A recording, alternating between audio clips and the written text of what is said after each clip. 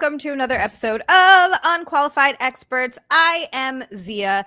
This is the show where we give advice to the internet. They have a lot of weird problems out there, and we are going to help them one person at a time. Today, I'm joined with the lovely, the beautiful, the wise, the talented Lubi. You are way too kind to me. Oh, what a gift on this Friday night this is for me. Thank you for having me. Thank you for being here. My pleasure. Can I ask, because I've been wanting to figure out how to say your last name for like the longest time. Oof, Popovic. You can say Popovic. Yeah. Okay. Okay. All Popovic, right. Popovic, however you want. But Popovic is usually like the most common way. Okay. Lubi Popovic. All right. Yes. We are going to jump right into the show. We're going to jump it right into the first person's problems. And then I'm thanking everyone because I have to yell at you all in a very happy way for what you just did. Bikini's already happening, but we're going to do this really quick and then we're going to jump into that. I love you all. Okay. So this person says, my fiance, long story short, I found photos of mine and my mother's social security card on my fiance's phone. Okay. But I'm torn on what to do. I know there's no reason she should have them, but she is the mother to my child and constantly threatens to take my child and return to Guatemala. Well, that sounds like a healthy relationship. Also, I'm not even sure what can be done for simply having a photo of them. I'm sure it can't be legal, or it's only illegal if she tries to use them. How do I handle this situation? What the crap? Oh, man. This case requires ice. I'm kidding. Oh. Lubi's like, get rid of her. She's got to go. Something's up here. My first, should I say it something? Is it time? Yeah. Oh, Let's give some advice. okay. I was like diving right into my wisdom. My first instinct is like, don't question somebody right away if they're your partner and you have kids with them. Maybe they're paying for something or applying for something for school and they need the information. And then the more you're reading, I'm like, oh, this is super sus. If somebody is like threatening to leave the country and take your kids and has your social number, you have to confront them. Yeah. But you have to confront them wisely. Like, I would not create a scene or a problem because that might make the situation worse and anger that person. But I would be like, do you feel like leaving? And I saw this on your phone and I have like these like I don't know, I would softly open the topic and then if needed I would escalate. But you know what I'm saying, like it's such a tricky moment to be even though that's your first instinct. Yeah, no, Right. because that's a big I thought the same thing. I know Nick's social security number. I have it memorized. I get like whenever I need to I typically am the one that calls to make appointments or get things set up. Mhm. So I just know it. I have it. I put it in. I enter it in wherever it needs to go. But the whole idea that that she has also his mom's social security card, there's no reason for that. And then the fact that she's threatening to take the kid to Guatemala whenever they like he never should have had a kid with this person, but unfortunately now he's stuck with her. So he's got to figure out a way to co-parent because I don't see this relationship lasting.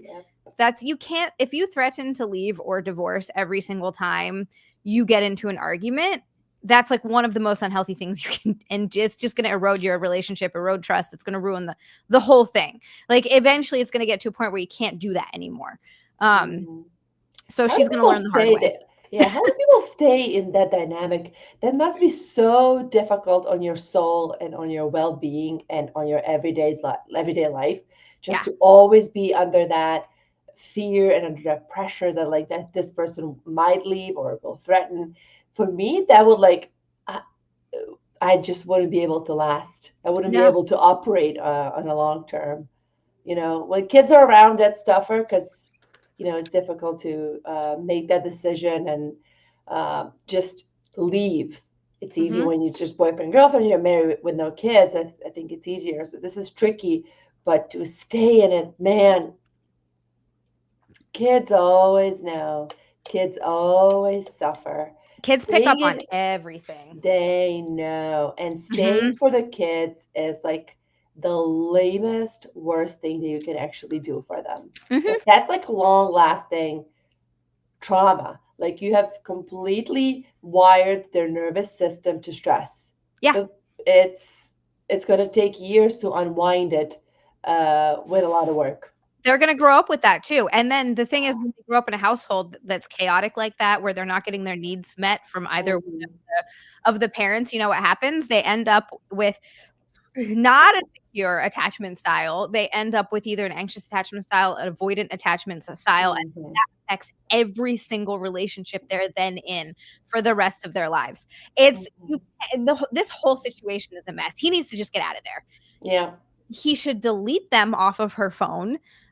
If I were her, if I was him, just delete Mhm. them. Make sure he deletes them out of the trash as well. That's the thing you have to make sure you look at, and just start planning his exit strategy. But I would be careful about how he does it because she's obviously, unless we're only hearing his side of the story. Maybe she's threatening to leave because he's crazy and abusive. Who knows? That's also possible. But True. just with the information that we have here, this is this is not gonna, none of this is gonna end well.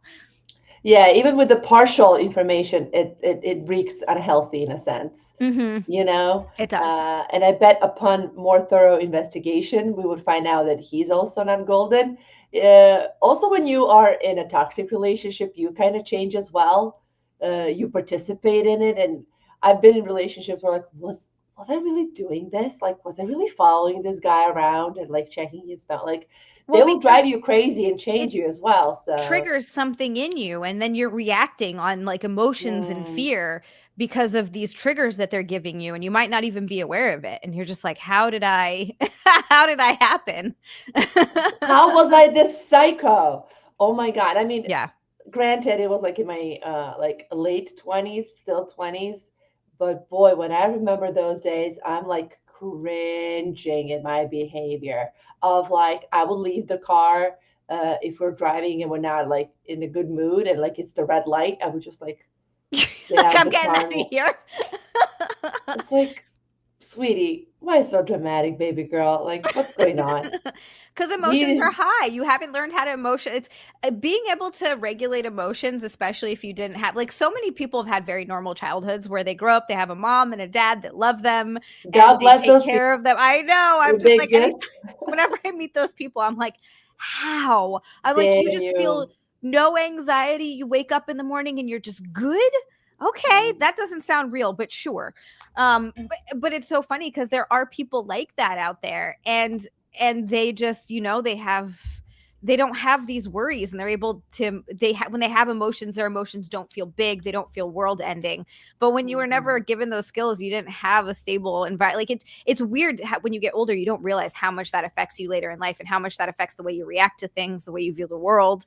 And then so when you put two people together that are experiencing heightened emotions, and it's a Mhm. recipe for things blowing up. So if you don't have good emotional regulation, good emotional maturity, like, it's just, you're going to run into so many problems. Yeah, I definitely like I grew up in a house of like yellers and screamers. Oh, And also yeah. like but granted in a way like 90s in Eastern Europe were a shit show. It was like wartime. Hmm. My father had cancer, so there was like a lot of Oh, factors that were adding to yeah. like the stress in the household as Yes. well.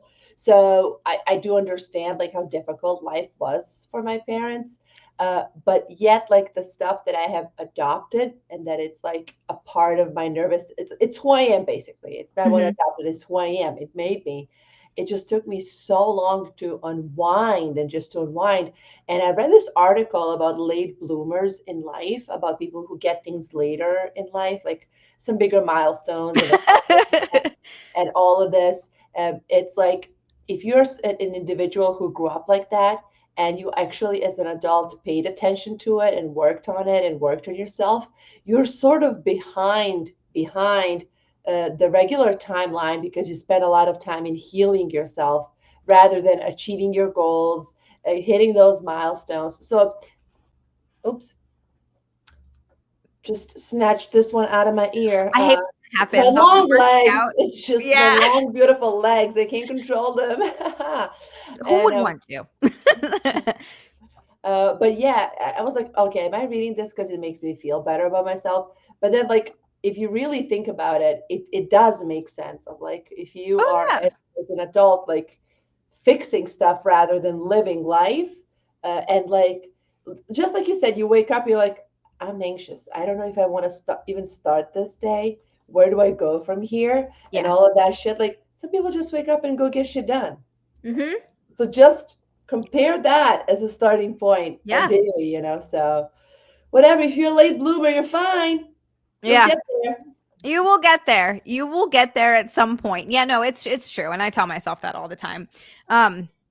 I want to thank everybody. First of all, hello everyone. Welcome to the stream. Thank you so much for joining us. I wanted to jump right in, but I want to make sure I went to go press on the thing and realize it's not going to pop up because this is not StreamYard. But you guys are actually out of control tonight. Out of control. We just started the stream. Before the stream started, Nick went, "Whoa," and I was like, "What?" First, backhand for 641. Backhand, thank you so much. He said, "Hi, Zia. Hi, Lubi. Love and hugs." Backhand, thank you, thank you, thank you. Always starting the stream off with positivity and with love and with hugs. And then I look above that. And what do we have? RJP. I swear to God, I can't even handle this. I looked at it and I was like, are you kidding me? RJP with 200, which by the way, that alone got to bikini. We are now a bikini. I'm going to spend the rest of the stream giving advice in a bikini, which is my favorite thing. Clothes are best night of my life. Best night. This is the best night of my life. I don't care about the guys. I don't care about anybody. This is the treat for me. So thank you. And let's go. Yes. Also for me, because I don't like wearing clothes. You can take the tropics out of the girl, but you can't take you can take the girl out of the tropics, but you can't take the tropics out of the girl. And I need to be in a bikini to feel alive. RJP, holy trying not to swear in the first however long of the stream, but thank you so much. He said, "For beautiful Zia, the angel who puts up with this crazy heathen. Oh my God. Thank you for being the truly wonderful, one-of-a-kind lady that you are. Your personality and spirit have made me feel better more times than I can count." Oh, this is beautiful.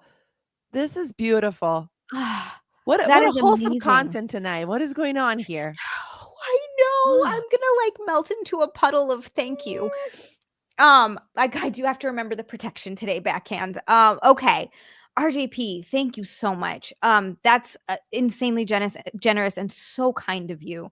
I really appreciate that wonderful message. And I'm so happy that I'm able to make you feel better by being an absolute freaking doofus goon on the internet. So thank you. And then immediately after that too, Mr. Franklin, with a pink boy. We've already got a red boy and a pink boy. Like we're a golden shower. Like this, we could have a rainbow night tonight. Thank you so much, Frank.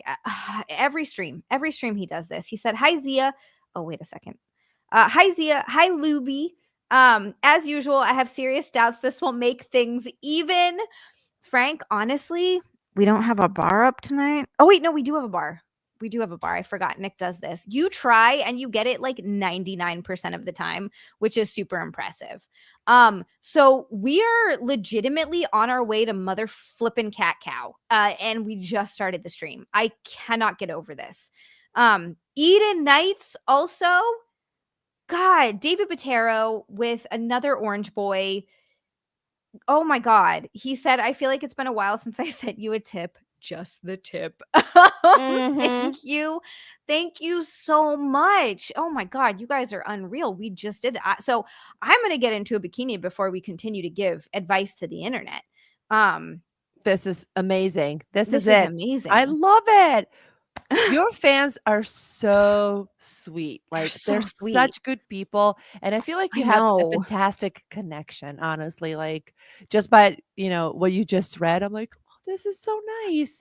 I know. Did you make somebody feel better? Isn't that what this is all about?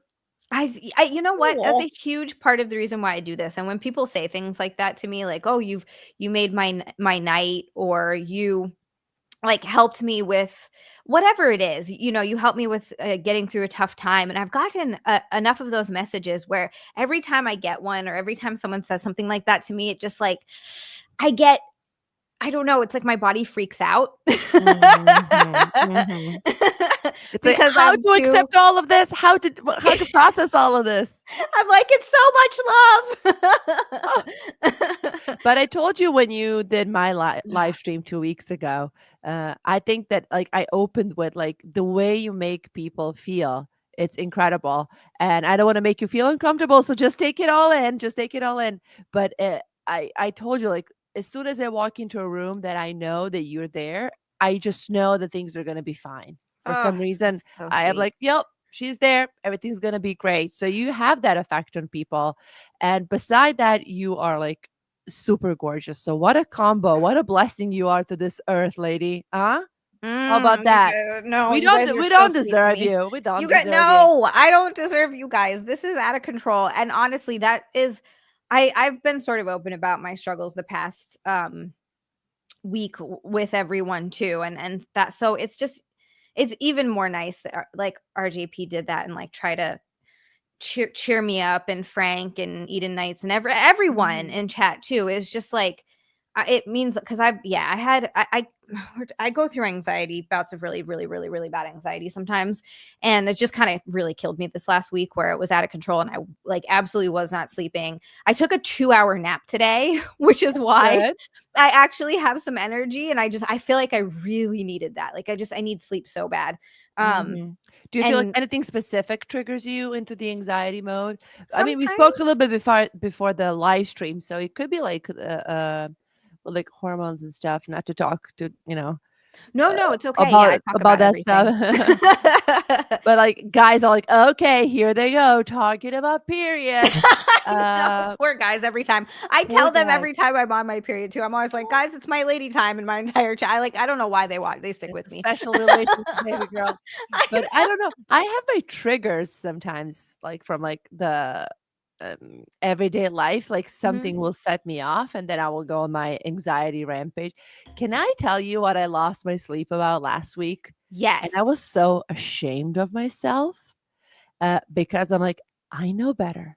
I'm an adult. It This doesn't matter though. fuck this. So I had a couple of meetings in one day at work, and they were like really bigger and important for me, right? Mm-hmm. And I felt on every of those 3 meetings that I just didn't do well, right? And on one, I definitely talked a little bit too much. On the second one, I felt like I didn't reply to the topic as expected. Like my answer was, anyways. So the whole day and night, I was just replaying like the scenario of those meetings, and that just tortured myself and couldn't sleep and felt like I wasn't worthy and all. It was like weighing on me so much. And then I like it kind of kept going until I was like, okay, I suck. I had a horrible day at work. And now what, bitch?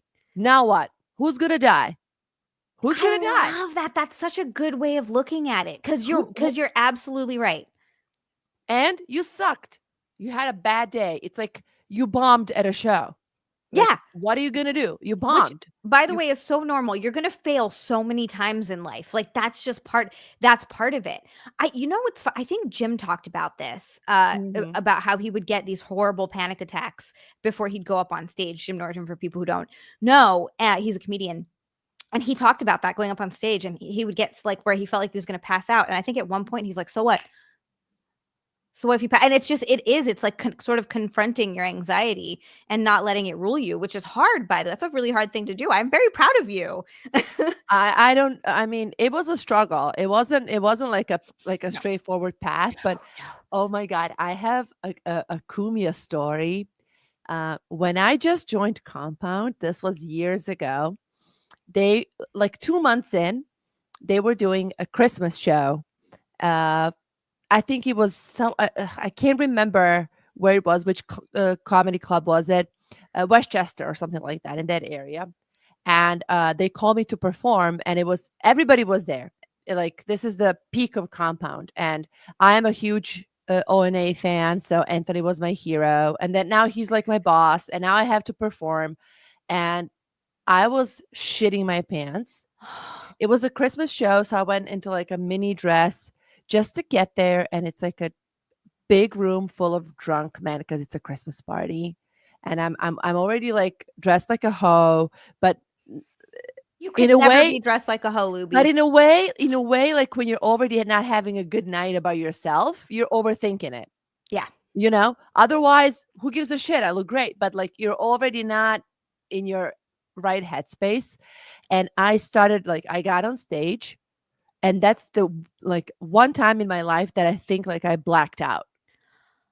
I legitimately like blacked out throughout my performance. I was bombing. Wow. It wasn't going well. And all of a sudden, I just remember like lights getting bigger and bigger and room disappearing.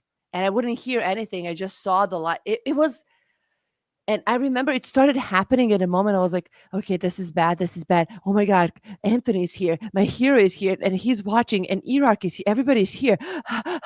And like the lights just got bigger and bigger and bigger and bigger. And like I had to like talk to myself like, you have to get out of this. You're fucked. You're fucked. You have to get out of it.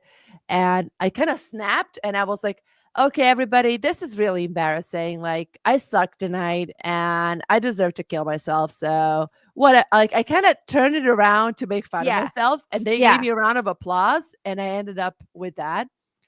And then I sat down next to Anthony because that was the only free seat. And I was like, why, God, why? Why is this the only empty chair at the compound table? And he was like, well, I just want to let you know everybody at compound loves you. You Ugh. are a ray of sunshine. And you know what? You plowed right through it tonight. You didn't do well and you came back. And I'm proud. He gave me the whole talk. Anthony is such a sweetheart. He is such a sweet guy. I feel like people don't know that about him. He's Yeah. actually so sweet. Yeah, he's the nicest. He's the Yeah. nicest. Yeah. So I was like, don't do it. I know you pity me now. He's like, no, no, no. But Not that's at the all. thing. He's had those nights. Every comedian's had those nights. Anyone who's ever done anything has had those. Like I've had so many shows or podcasts where I'll watch back afterwards and I was like, oh my God, I sucked. Like I bombed. I feel like I didn't do good. I wasn't interesting. I didn't tell good stories. I feel like I kind of get a little nervous. But that's literally everyone. I mean, there are some of the best comedians in the world who have nights where they just bomb. And these comedians talk about hating themselves, they suck, etc. Like it's just such a common human experience that we have. And the fact that you even put yourself out there like that is really brave, because that's a scary thing, man. Standing up in front of people, doing anything like that, putting yourself out there in any capacity actually does take kind of a lot of bravery. And I mean, you've been in the podcasting world for how long now? God, a I while. It's been like I remember starting at Compound and you were already like Zia. I was like, oh my God. Like I liked your stuff. I know you were working with Jimmy and I was like, oh holy shit. Oh yeah, yeah, yeah. Oh yeah. Oh yeah. Oh my God. I was a 35-year-old intern shitting my pants to meet you. I remember those days. That is So oh yeah, my God. you've been around for a minute. So kudos to you. That's also not easy, you know. Thank It's you. a tough one, dude. I will tell you, there are times, even now, where I feel like I want to give up because I get so frustrated with slow growth or no growth, or not feeling like I deserve where I'm at, or feeling like I'm not where I want to be, or feeling like I'm actually not doing very well at all. It's like such a weird, but at the end of the day, it's something I really, really love, and that's why you keep putting everything into it. It's like you wanna do something that you love and enjoy. And I've got to make connections with people that have been something that I've never thought I would get to do in my life. And so it's been a tough road. It's been, and this past year in particular has been just a huge struggle. But I don't know. I feel like there's some resilience when you keep going anyway. Absolutely. And if I ever have kids, there's like one thing that I will like try to tell them. It's like, just never give up. I know it's so corny. Like I'm like vomiting as I'm saying it.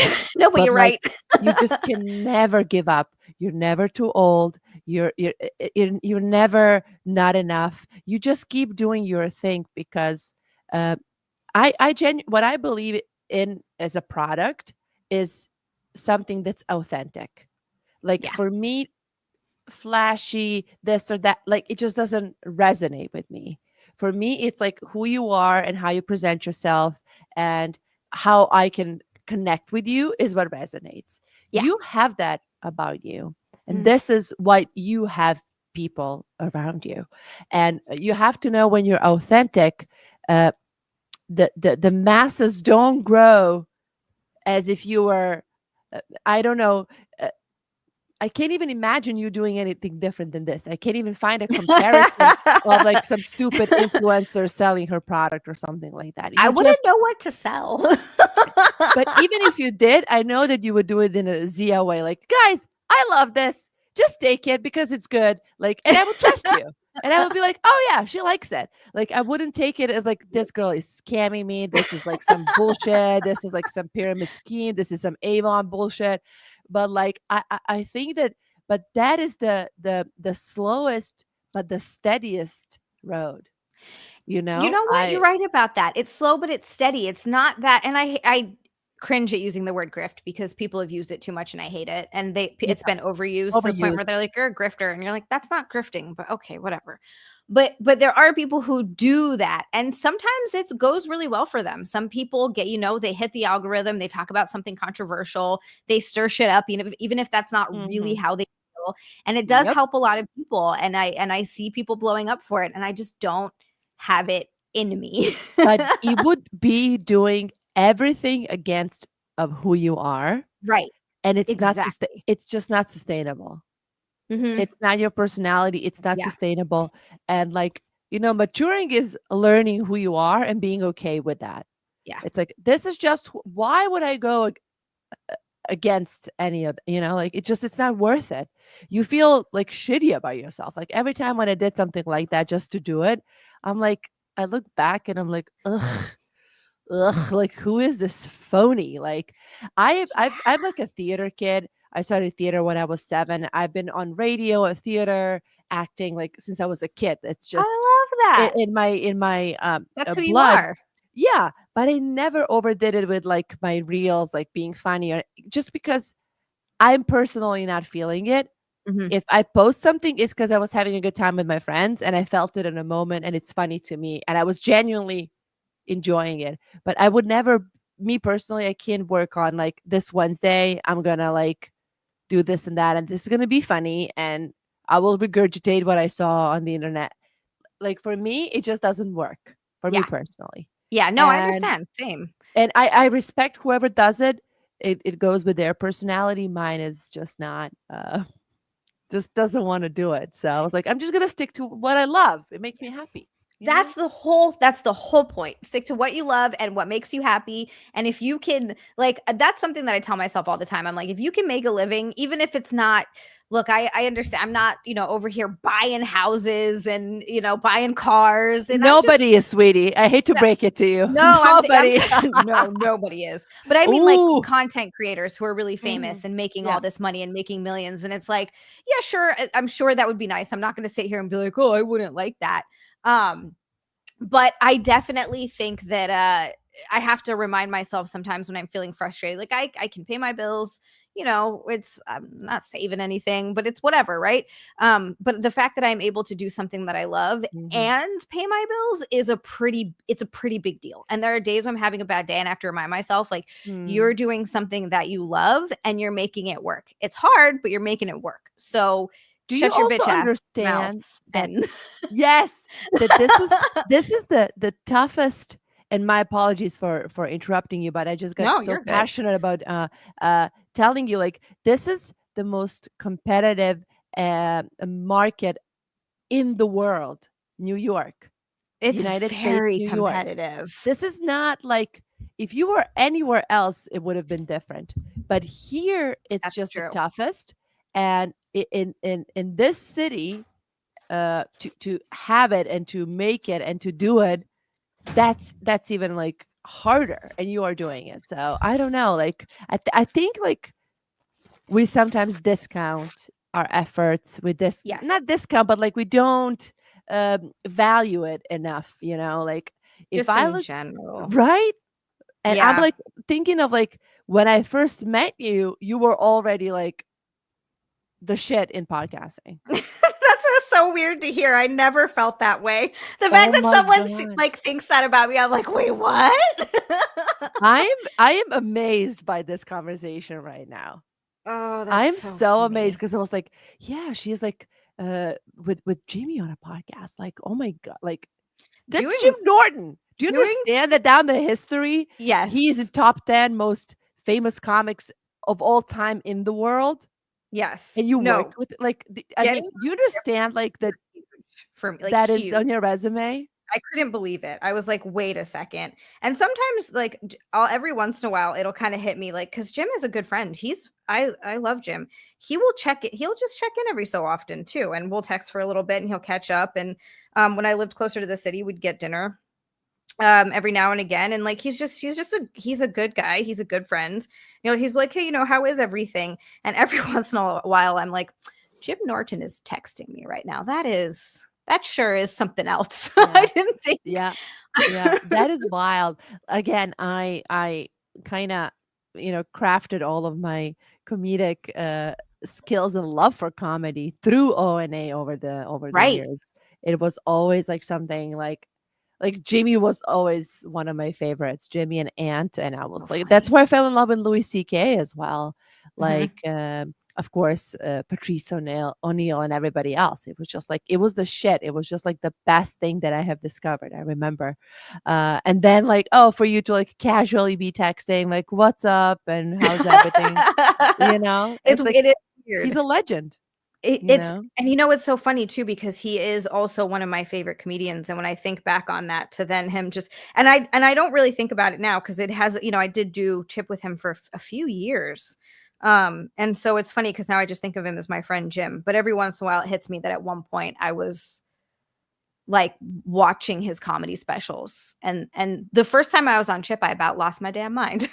I like had a panic attack. I was so excited because I was such a big fan of the show. I'd watched so many episodes of Chip before that I just like was losing my damn mind. But it's still one of my greatest experiences. Also, I'm sorry, you guys. I'm getting into a bikini, and we're gonna answer more questions.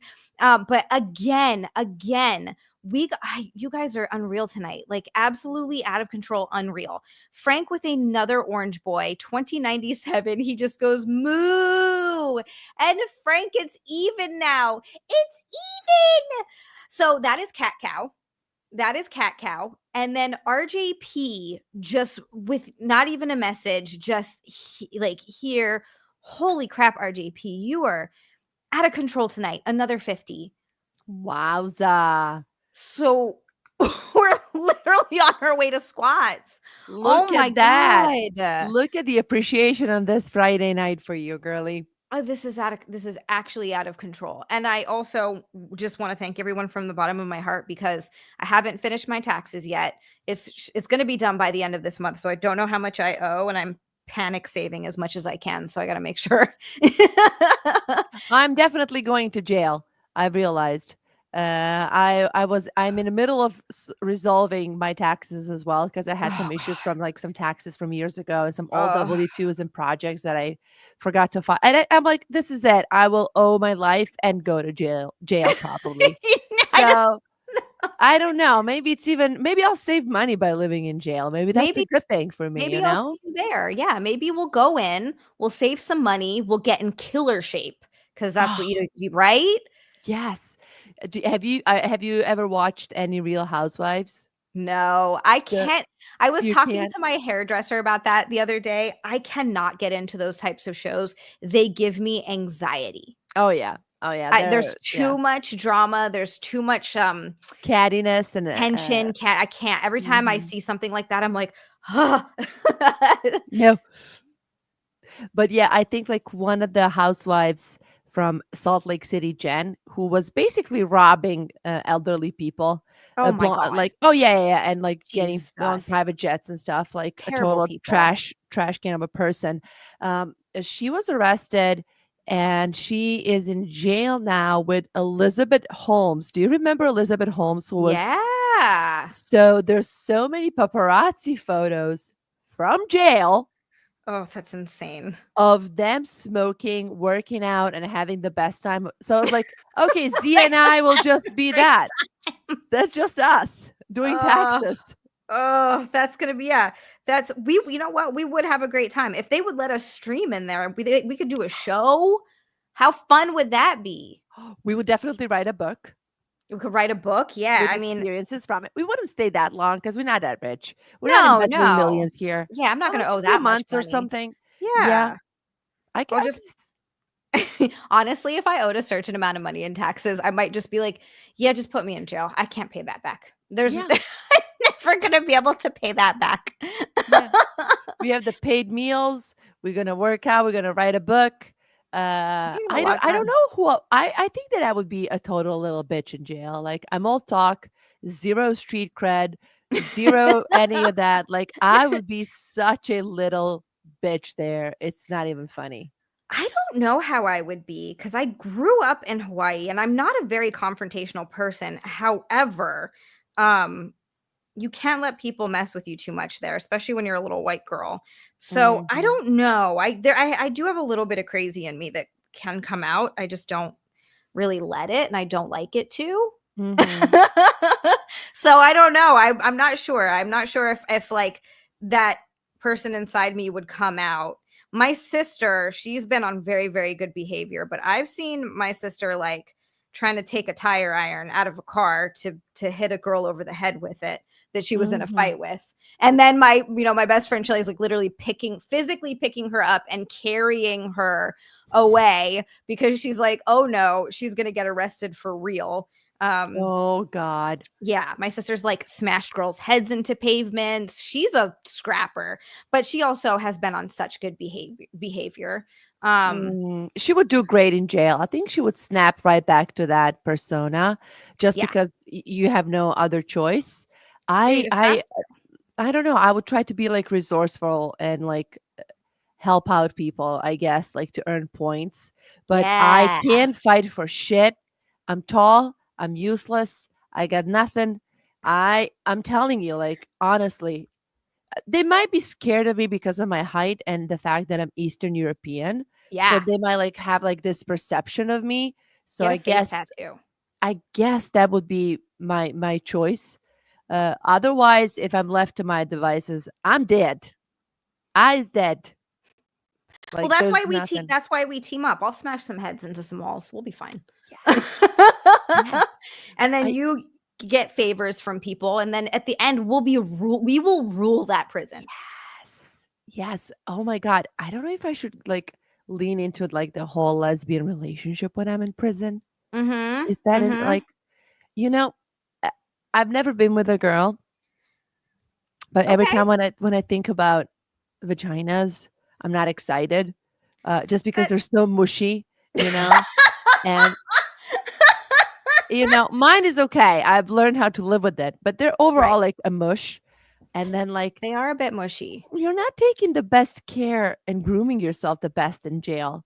Those showers ain't my hour baths that I take at home. So I'm like all perfectly clean and smell beautifully and like Well, groomed and properly. yeah, Over can there, you you're a little also bit of a. shave? In I prison, like, are you able to shave down there? I guess today I guess they don't give you the razors or Probably like, not, right? right? Actually, you know what? I never did ask my sister that. Can you get a Brazilian in prison? That'd be great. That would be See, good. that's the business we should start. Oh my God, Brazilians for prisons. Oh my God, that's it. This is it. I think wow, I think that we should actually go to prison at this point. We've Let's got business plans. We've got life plans. I'm putting it Oh on my Pinterest board. my Uh yeah, Elizabeth Holmes and Jen Shaw, it's Luby and Zia. Yeah. Yeah, but that's what I'm saying like if groomed, maybe vagina can be interesting, but like prison groomed, that shit is nasty. Right? Yeah. I mean, Yeah. if I want to live, I guess I'd dive in it.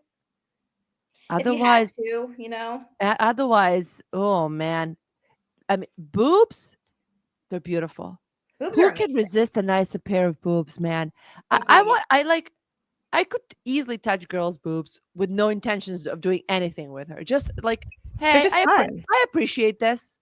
I would just do that. Yeah. I appreciate this. And I would walk away, respectfully and with consent. There we go. I did it. I was not going to give up on this bikini because you know why? Because I've been wanting to wear it for a while. It's been a while, but the top has been out, and every time I look at it, I'm like, "Damn it, I can't wear this." And then I'm like, "Oh, I got to fix it." And then I never fix it.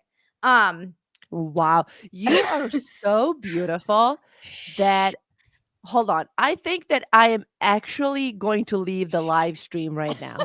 I think. Good night, everybody. Why am I here? What is going on? No. Who is this man Have you sitting seen next to you? Shut the front. You are gorgeous. Everyone in chat is like, "Oh my God, Lubi's a dime piece. Lubi's so hot. Who is this? Your friend is so cute." Like, are you kidding me? Have you Okay. looked in the Okay. I'm mirror? staying. I'm Come staying. on. Okay, Come I'll stay. on. I'll stay just because I want to look at you. So that's it. That bikini is fire. Thank you. I really like this one. This one is a favorite of mine. It's Oh, dude. Oh, that's not fair. I have no ass. This is I'm offended. I'm offended. I feel honestly, cold. I don't think I would have an ass if I didn't work so hard at it. Oh. I do at my hip thrust. I got up to 215 on my hip thrust. Shit. So that's with a weighted bar over your hips like this, and basically you're just putting your back on a bench. Okay. Putting the weighted bar across your hips here. There's a pad on it, and you're thrusting up like this, and it works your glutes and your hamstrings. Ooh, And I should be focusing on that one for my flat European ass. Europeans, we don't got curves, baby. We got a nice hair, big mouth. We talk a lot. We got the attitude. No ass. Some titties, maybe, but you know what though? A lot of people have to work for their ass, especially when you're white, man. Especially when you're white, you got to work. You got to build those curves. That's what I'm doing in the gym now. I'm like, I'm gonna build this. I'm gonna build this ass. It's gonna be amazing. Do you know that for like a hot minute after COVID, I did social media for a plastic surgeon. It's like a clinic. No And way. now when you said building your curves, and they used to, and they would not put you into total anesthesia, just a local anesthesia.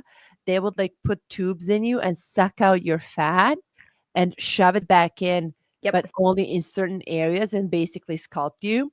Yep. And Crazy. apparently it like doesn't hurt. It shouldn't hurt. And you have like the anesthesia in those areas. But I would have to like film those surgeries, right? Don't ask. I lasted just this much. But then I would end up like holding everybody's hand because the girls were like screaming in pain. They were like, "Oh my God." And I was like, "It's okay. You just have 10 minutes left." And there's like fat exploding. And I'm looking at it and I'm like, just think about some, hot Instagram photos, girl. You're gonna do it. And then like I was just giving them the pep talk. But why would they not put them under that? I feel like they should be under anesthesia for that kind of thing. That sounds brutal. Yeah, it's a local anesthesia. And you kind of have like 4 little holes they cut in you like this, like with scissors. I see it. Wow. And they stick like 4 like straws basically. So you don't even have an incision that's that big. It's basically like tiny holes for straws, and those straws suck it out, and you see it in like a big pint, and then you see it like just going back into your body into different areas, and they like are sculpting you and like. So I obviously got my boobs done. I honestly think that's the only type of plastic surgery I could get. I think I got to stop there. The rest of it freaks me out. Freaks me. Boobs are a classic. Like you're sleeping, you wake up, you got beautiful boobs, life goes on. Like it's not like violent almost. This is like a violent experience. That sounds so intense. That sounds like way too much. Yep. Yeah, no, I'm good. I never wanted a whole bunch of surgery. I'm not like, oh, I need a whole bunch of surgery. I want to do this. Just boobs. I just wanted boobs. And I'm good now. I'm happy. I'll work out. It's fine. They're great. They're great. Somebody said that I'm simping, and I'm so hard simping too. I'm down for it. Do you know that my boobs grew in my mid-20s? You know Like, what's so funny? People yeah, used to tell me that they're like, "Oh, your boobs get bigger and like it can happen until you're like 25 or 26 or whatever. Like there's still hope your boobs mine never grew. You got lucky. That's amazing." mine grew later. Like they were okay, and then all of a sudden, like whoop! Right when I was like getting my confidence to get them done, they kind of just showed up for me. Frank Yeah, said mine grew in my 40s. Stop it. Oh my I'm gonna god. lose mine in my 40s. It starts like dragging and sagging. I But yeah, think I kind about of got that. them later in life, and it was a nice little gift, you know? That is nice. You're like, Thanks, boobs. "Yes.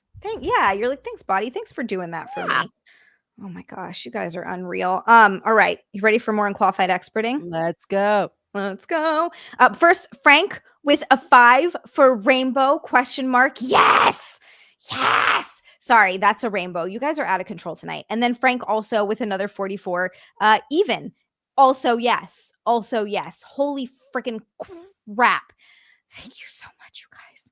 I have to breathe. I think I took a nap and now I'm getting all worked up. We'll do a little bit. Let's go. Okay. Thank you so much. Holy shit. Okay. Okay. Oh my god. My partner 33 is obsessed with blank strangers online. Oh boy. Okay. So, hi. I'm looking for ways to limit my partner's time arguing with strangers online. Oh no. It seems like his only communication style is debating. That also sounds exhausting. Ugh. We can't have a normal conversation in real life without it turning into some fight or point to prove. I try to explain to him that it's pointless. He can even be very nonverbal with me and tends to spend all his time awake in front of his computer screen or Reddit app debating.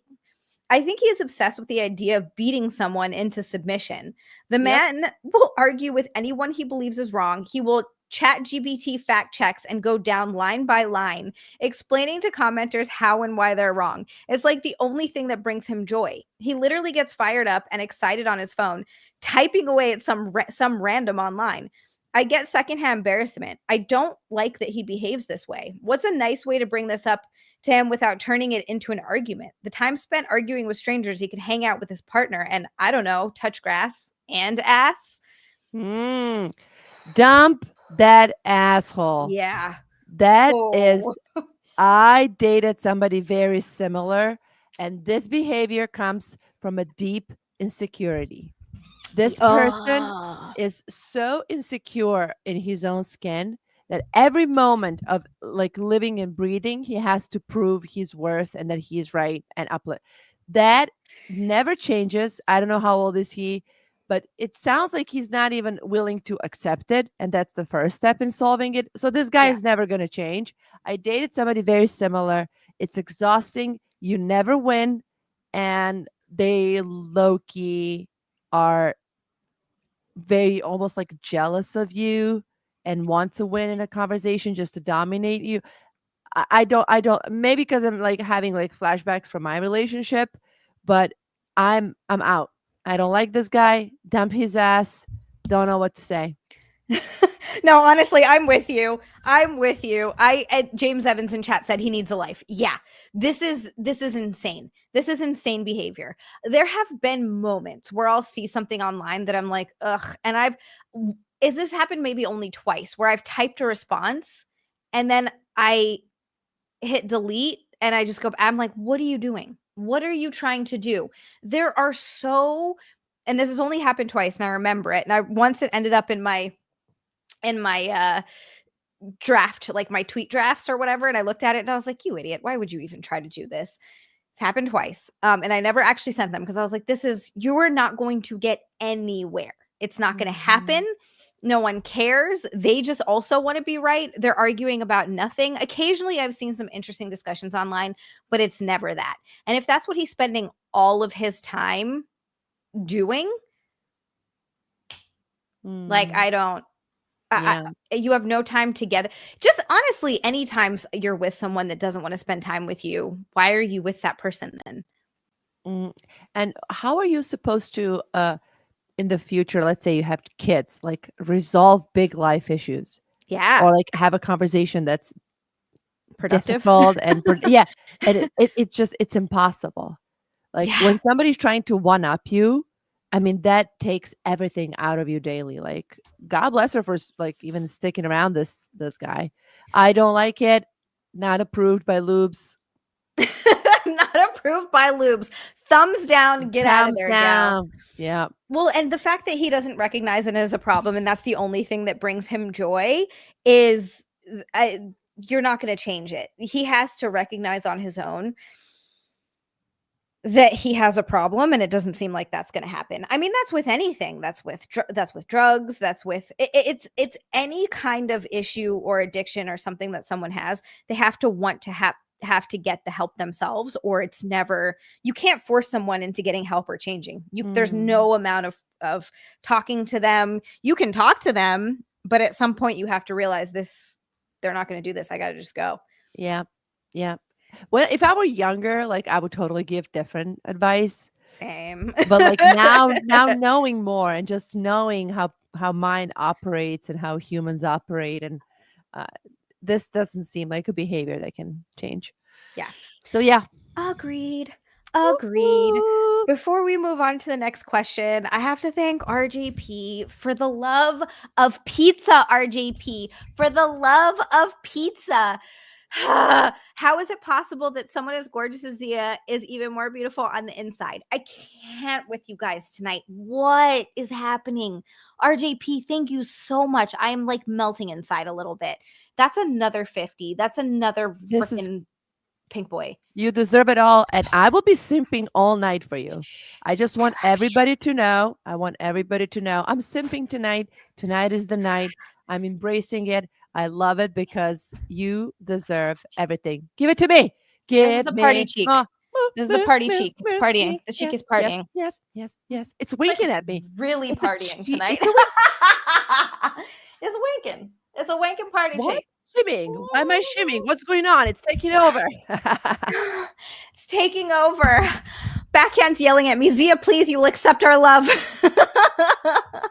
Okay. Oh, you got a little overwhelmed here, huh? I get overwhelmed. It's really nice. Everybody's really nice. I freak out because it's nice. Okay. Thank you so much. Oh, Trash Panda's in the chat. Party Cheek fan. RJP, yes. Oh my gosh. And then back to the other one. Hi, MA. She did say he probably pees in trash in the guy that we were just talking about, probably pees in bottles at his desk. That made me laugh. Because that is funny. That is a great observation. Oh gosh, okay. Have you ever peed in a bottle? No, I've never had to did. Pee. Really? What was the circumstances around that?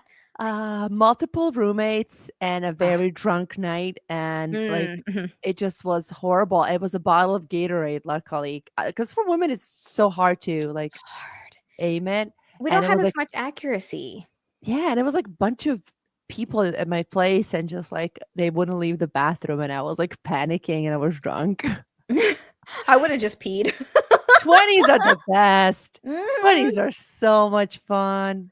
I've never peed in a bottle, but I've peed outside more times than I can count. Like, just squat down and go for it. Fuck yeah. You got it. Girls got to do what girls got to do, man. Girls got to do what a girl's got to do. You got to pee, you know? RJP, you have done more than enough tonight. Thank you so much. Whew, Frank, too. And Trash Panda is one of Frank's personalities. He gave Fairy Guy the night off. Hi, CW and Fright Club and TD and Bean and Zach M and James Evans and everyone. Hi, I see all of your names in chat. I love you all. Oh, sweet. Beautiful. So sweet. Okay. All right. Trash, be nicer. You go too. Okay. So we're moving on. This is a sex question. These are always really fun. Oh, by the way, Lubi, I usually go till 11. Sometimes I'll go longer if I'm yapping about stuff. But when I have a guest on, I'll try not to keep them for too long. But do not feel like you have to stay the entire time. I forgot to tell you that beforehand. If you're like got to hop off after an hour and a half, whatever, like seriously, no problem. Whenever you gotta go. You got it. It will. My bladder will make that decision for me. It's usually there's no bottle around. Right? There's no bottle around tonight. But you know what? Same. Okay, Yeah, so but I'm game tonight. I'm good. Yeah. Okay. All right. So my wife and I had discussed having sex while someone watched. All right. Exhibitionists. I got it. I just didn't think it would be one of her friends who watched us. Probably not a good idea. We all had a bit too much to drink, and all of us at the time were super into it. Her friend wanted to join, but my wife said no. I thought it was super hot that her friend was watching us, but I'm not sure where to go from here. Do we set this up again? Perhaps only do it with strangers from now on? My wife and I are open to doing something like this again, but I'm not sure what to do. You know, I think that's a conversation that you need to have. I think anytime, I mean, look, everything I read about relationships, everything I experience in relationships, everything people talk about in relationships is open, honest communication, which is not always easy for everyone, but it's communicating and being vulnerable enough to open up about stuff and communicate to your partner is already hard enough. But then you also need to have a partner that's not going to judge you and is going to accept you and be loving and caring, even if it's something they disagree with. It's like having that empathy and that security in your relationship that you can go to them to talk about anything and not feel worried about it. And so if you have that skill in any sort of relationship, and I'm not just talking romantic relationships, I'm also talking about friend relationships. If you have that, you can have a very healthy, very fulfilling relationship. But I think in this scenario, again, it's just communication, communication, communication. Talk to your wife, see how she felt about it. Were you both as into it as you want to be? If you want to do it again, what are the boundaries? How do you go about it? You just keep talking, keep talking, keep talking. It's the same sort of thing for people who are in open relationships. Everyone assumes that if they're in an open relationship, there's no jealousy. That's often not true. And you can still have cheating in an open relationship. You can still have people who cross boundaries in an open relationship. And they just talk about absolutely everything.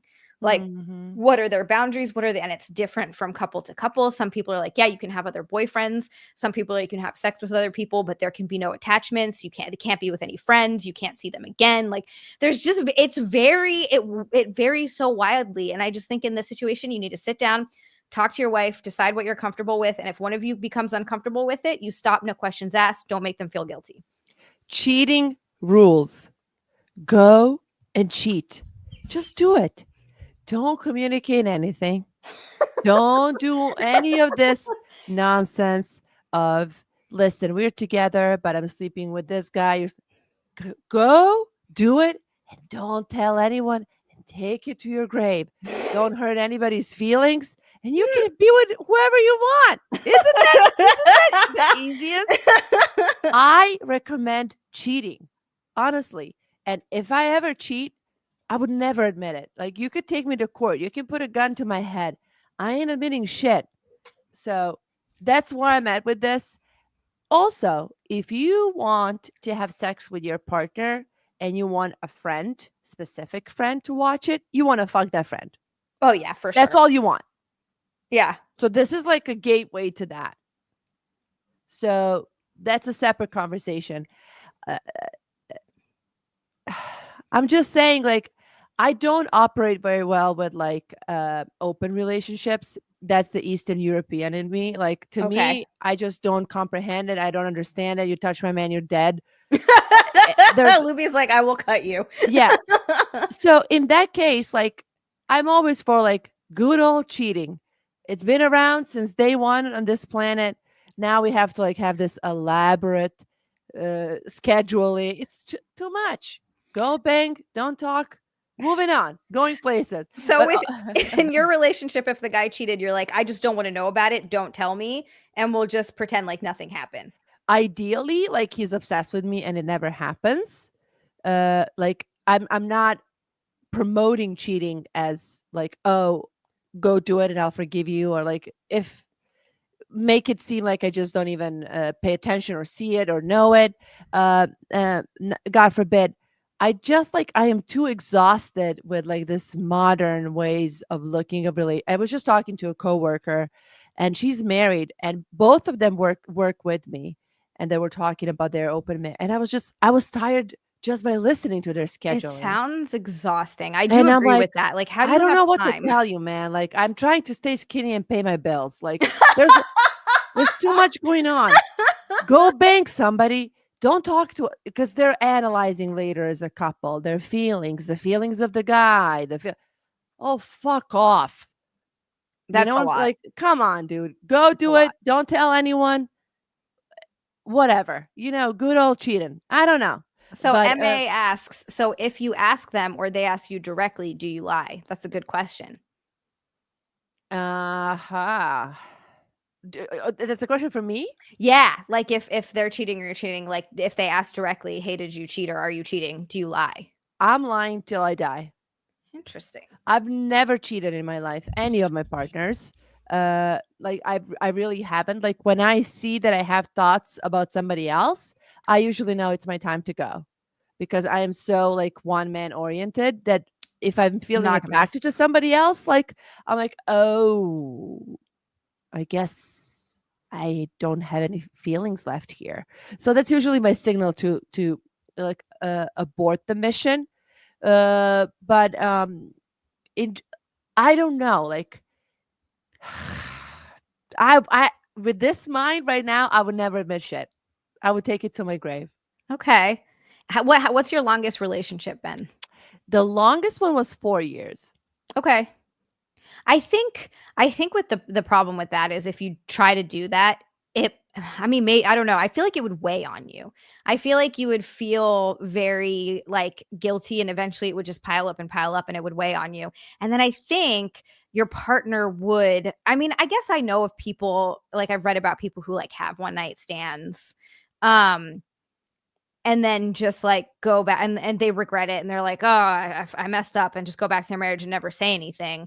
And then there are people who have mistresses and then the wife finds out on her deathbed. Or I guess there are times when like the woman finds out that her husband or knows that her husband's having an affair and just is like, yeah, it is what it is. Their marriage is built on mutual respect. So it's everybody's outlook on it is so different. I just think it's a terrible idea. Don't do it because it's going to make things so much worse. Awkward. Yeah. And it's like a stain on your soul too, I feel like they are ready for a change as a couple. They want something. They're stuck. They don't know and they think that this will spice it up.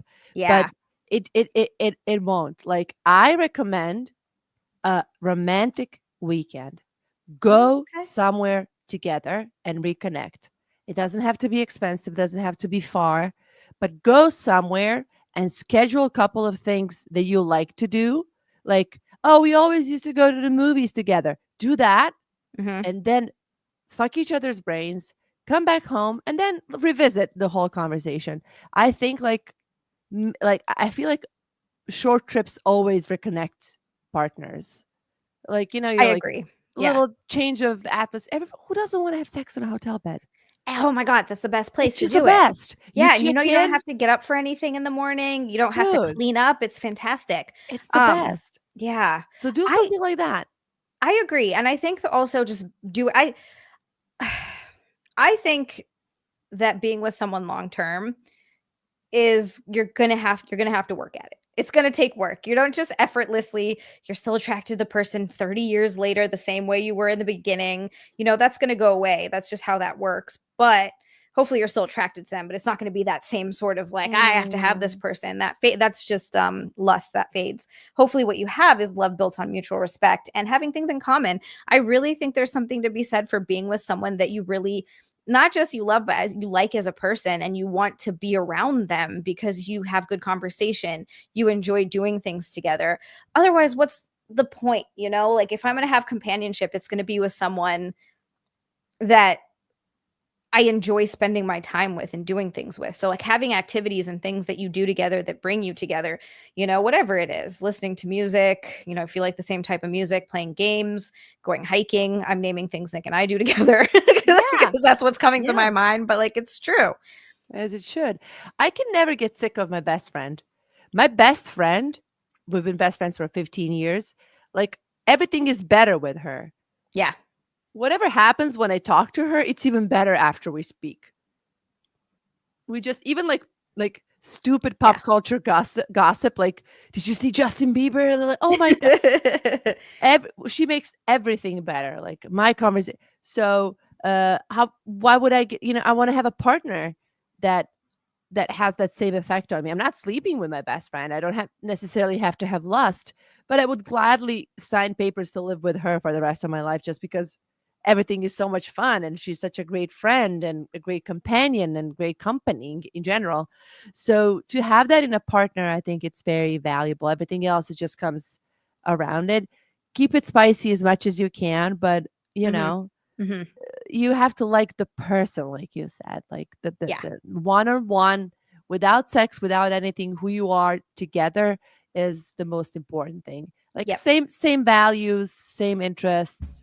Yeah, And and that's another thing too, like having relationship where you want the same things in life. It doesn't, I mean, there's always going to be compromise. You're not going to want exactly the same thing with everything. You're going to have to compromise Mhm. on stuff. That's part of it. You should learn that even with friendships growing up. Like, my friend wants to eat here and I want to eat here. We'll compromise by eating here today and at the other place tomorrow. Just like stupid, simple things like that. Yeah. I was just remembering, actually, I don't know why I thought of this, but I brought up to Nick before the stream. We were eating dinner and I forget I don't even remember how we got here, but my friend and I, my best friend Shelly and I would, every time we would go on a trip, like we were obviously like in middle school and high school, we would bring something, like bring a present back for the other one. Like I went to San Francisco with my dad to visit his mom and I brought her back earrings. And she Mhm. would, like, whenever she went on a trip, she'd bring me back a little gift, like a necklace or something. It was just, I don't know, stuff like that. It's just all, it's give and take, really. Mm.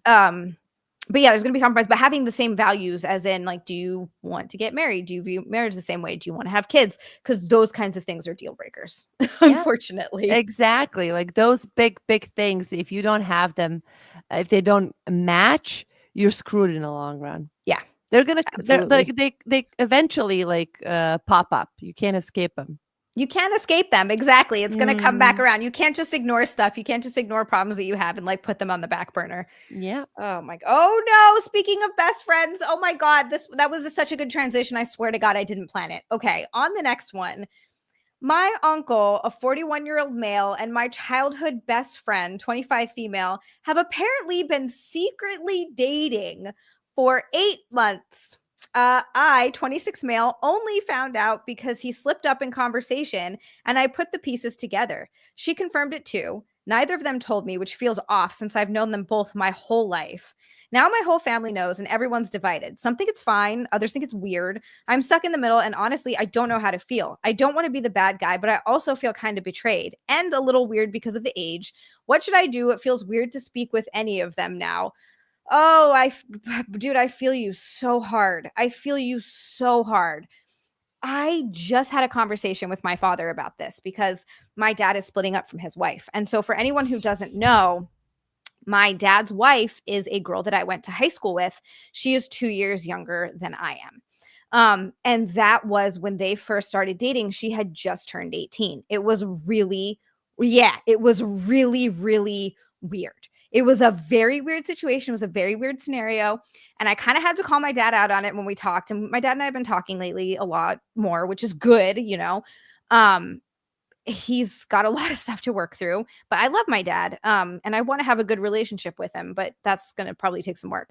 But Mhm. anyway, my point in saying this is he was, upset because people weren't super supportive of their relationship.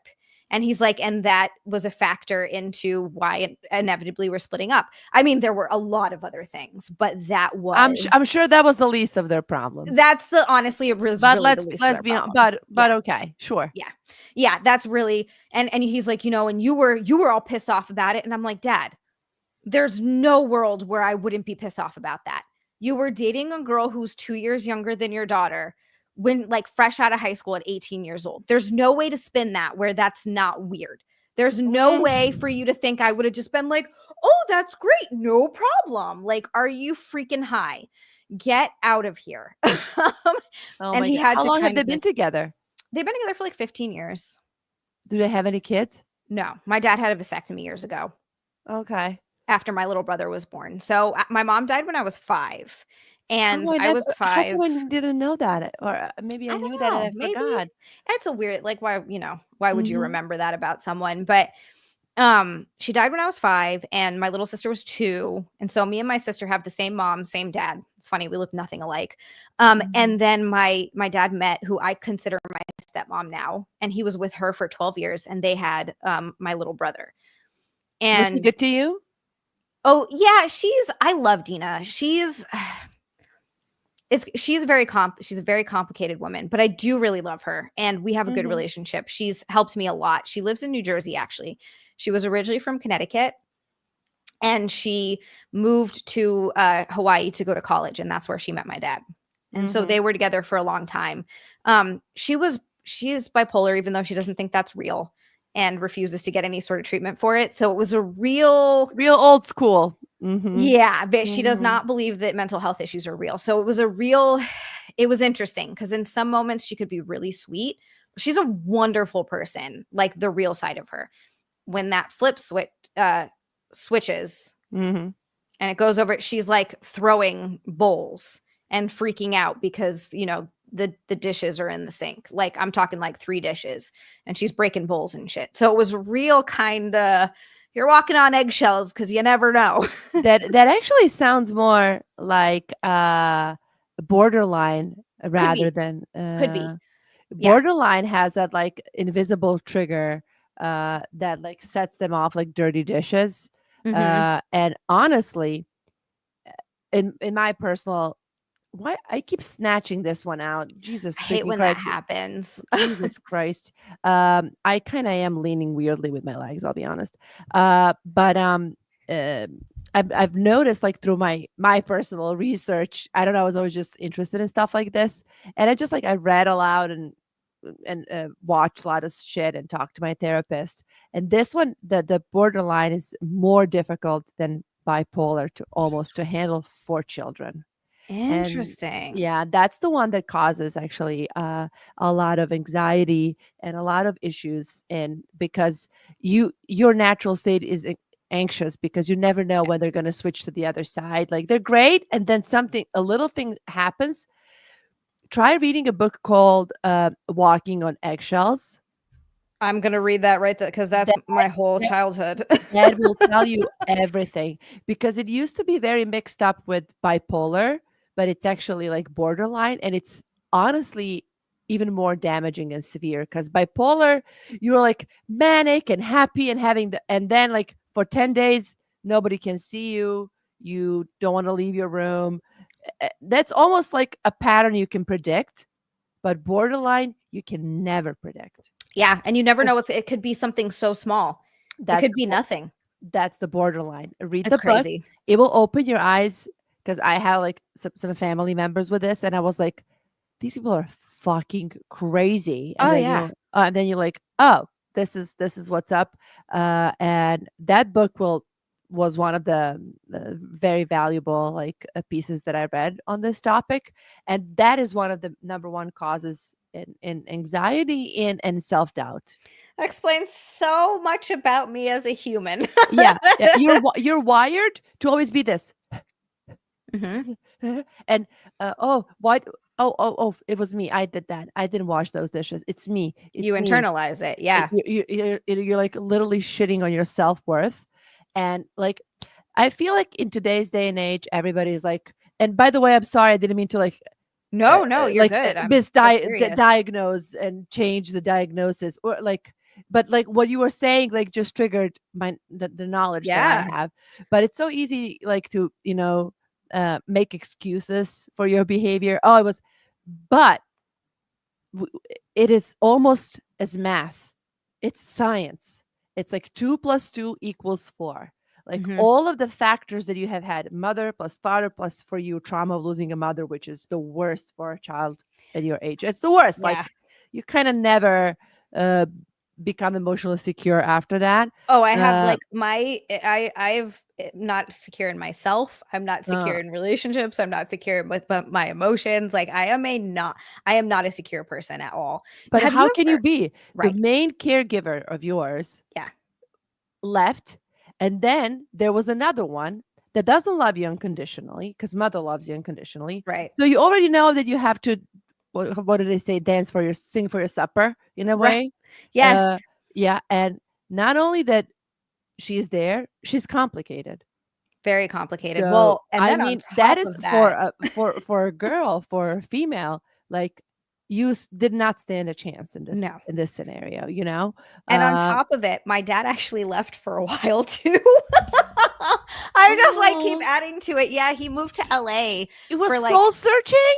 What he was it? What was pretty it? much. He was, I think I was about 8 or 7 when he left. I was pretty young. And he moved to LA to become a rock star, to pursue his music dreams. Oh, And my sister and I lived with our aunt for a couple years in her living what? room, because she didn't have room for us either. So we didn't like have a bedroom or anything. It was just like, but it's weird because I look back on that and that was actually the most stable time in my life, because my Auntie Becky she's a really wonderful person. I don't know how she's a single mom. She had 2 sons. She worked and went to school and then took my sister and I in. God And bless like, her. I That's a know. saint. That's a I saint. know. And we had it was the most stable time in my life because it was the most normal things had ever been. She didn't yell at us. She didn't get upset at us for no reason. If she ever got upset, she had a real reason and she communicated it in a proper way. She would make cookies with us. Every year we'd make fruitcake, we'd jar pickles, we watched movies and ate popcorn before bed. We watched Friends. I have like a real emotional attachment to Friends because of this too. Mhm. We watch Friends together every night before bed. So it's in a weird way, it was some of the most unstable because my life was never really stable. And then, but also that was an oddly stable time for like Mm. sleeping on a pull-out couch with my Yeah. sister. But you remember being emotionally safe, and that was the most important, Yeah. you know? It And that's didn't the last most long. important thing for children. And Yeah. like parents don't understand this, and like not everybody should have kids, honestly. And No. I don't. No. But people think like, we provided this and that, we gave you the roof, and like it's just Like, not you're enough. Like the no. emotional stability, regulation, and all of that. That's that and proper discipline is what children crave, like proper boundaries, proper discipline, and all. But one thing that helped me in my journey of hating myself, uh, which was a still ongoing, like it's a battle, you know, but I feel like Absolutely. I've mastered it a little better. Like, but one thing that helped me, and I don't know how, because it's so stupid, it's like every time when I have like those thoughts, I would be like, this is not real. This is not reality. This is shit that you have adopted as a kid, that you've heard as a kid, and it's not real. Yeah. This is just stuff that you learned wrongly, and stop them and just stop. And I would just stop. It's such a great I way would, of looking at it. I would be able to like, this is not reality. This is Yeah. not reality. I was told this and it's time to stop. Like, and I would just halt whatever was coming over. Like the same thing for those meetings. Like I felt like I was drowning with like I sucked all day. And then yes, I sucked all day because fuck that. Because F that. Yes, You know, absolutely. so But I like the way you're looking at that's such a I actually want to steal that and use it. I'm it's not starting. reality. It's not. It's not. It's not. It's your circumstance. It's just your circumstance. Yeah. It's not real life. It's not how people perceive you. It's not. Oh my God. I saved this thing because I had to. Like I had to save this thing. Because it Somebody was commented, I'm sorry, no, you're but good. Go ahead. but did you swallow? Listen, David. this this is beautiful. This is what I love about life. I've been reading it the whole time, but did you swallow? You bet your ass, David. This is Goddamn hilarious. straight. Always, always, always. It's much easier to clean up too. Let's just say that. Yeah. Let's just say that. But there's this one thing that I saved because it didn't blow my mind, but it's you think about it. So Mhm. someone posted a different version of you exists in the minds of everyone who knows you. I read a book that blew my mind. The main character goes crazy when he realizes no one really knows him. The gist is that the person you think of as yourself exists only for you. And even you don't really know who that is. Every person you meet, have a relationship with, or make eye contact on the street with creates a version of you in their head. You're not the same person to your mom, your dad, your siblings than you are to your coworkers, your neighbors, or your friends. There are 1,000 different versions of yourself out there in people's minds. A you exists in each version, and yet your you yourself isn't really someone at all. And I remember reading that and I was like, dude, because it's so true. Yep. What a mind fuck that is. Right? Because people Mhm. also view you through the lens of whatever life experience that they had. But imagine, I always imagine like somebody's making a documentary about me for some reason. One day I get murdered, and they're making a documentary, and they're like talking to like my college roommate, or I was like, what would these people say about me, of that version of me at the time, and their perception of my version, whoever they were at that moment? Just imagine. Yeah. It might like be complete opposite of who I am right now and who I was at the time. Maybe I was pretending. Maybe I didn't like that circumstance. I was phony. Like, who the hell knows? Just imagine people interviewing people from your past. It would be so interesting. Yeah. Like, to How see who I they was. look at you back that. Yeah, absolutely. It is. It's so true. It's such a mind F. CW said this is the kind of stuff you can easily realize on acid. Totally. Or Yeah. ayahuasca. Yes. Yes. I've heard good things. Yeah, I know. I don't want to do it, man. I think it would open like some portals that I'm not ready to close when I'm back. Samesies. I don't know. I've heard good things about like mushrooms and a guided Microdosing. microdosing, and like having somebody to guide you through the process, and like talk to you through the process. My friend went through like that therapy session, and he said it was really, really good. But Wow. just to open up like some pieces of like, my mind is already so tortured. Come on, man. Like, I can't open up another portal to wherever the fuck that thing goes. You know what I'm saying? Like, it would be a little too much. It would be too. I agree with you. I would be nervous that I would lose my grip on reality because I'm already kind of shakily hanging on there Yep. a bit. Yep. I'm like, maybe we don't do this. I'm already not grounded, like, Yep. let's not shake this. Let's not do it. Oh God. Have you ever heard of EMDR? EMDR? Mm-hmm. Mm-mm. It's a type of treatment, and I made an Okay. appointment, and I just need to figure out how to keep it going because I feel very excited and hopeful for it. But it's called eye movement desensitization reprocessing, or something like that. Pretty sure that's what it is. But it's very, very helpful in trauma, recovering from traumatic events or just life trauma, whatever it is, and changing, like healing the pain and feelings surrounding those trauma and that trauma, which it basically heals it. So you talk about these traumatic experiences that bring up these emotions in you while you do either bilateral tapping, and you can follow a finger, or you can follow a light, or they can use buzzing or sound. But basically you're using, as you talk about these traumatic things, you're using both sides of your brain to process it and then essentially heal from these traumatic things that are then affecting your life now in these negative ways. It's very interesting, and there's a lot of evidence that it can be super helpful for people. When are you doing this? My first appointment is May 17th. You don't just jump right into it though. You start by there's like prep work that you have to do first. They have to, decide if you're stable for it. If it's something you can do right away, sometimes it can take time. And you also have to build up, like, not defense mechanisms, but like ways to tame it. Ways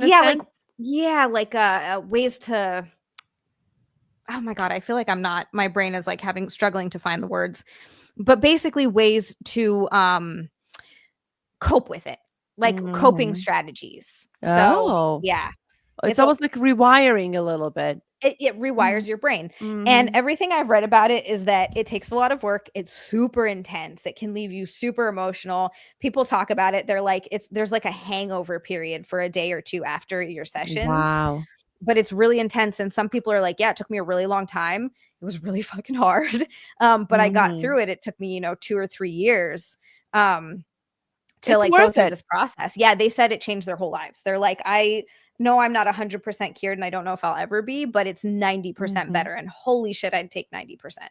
Mhm. I'd take I'll take 70%. 20. I'll take 20. Just I'll any take amount. anything.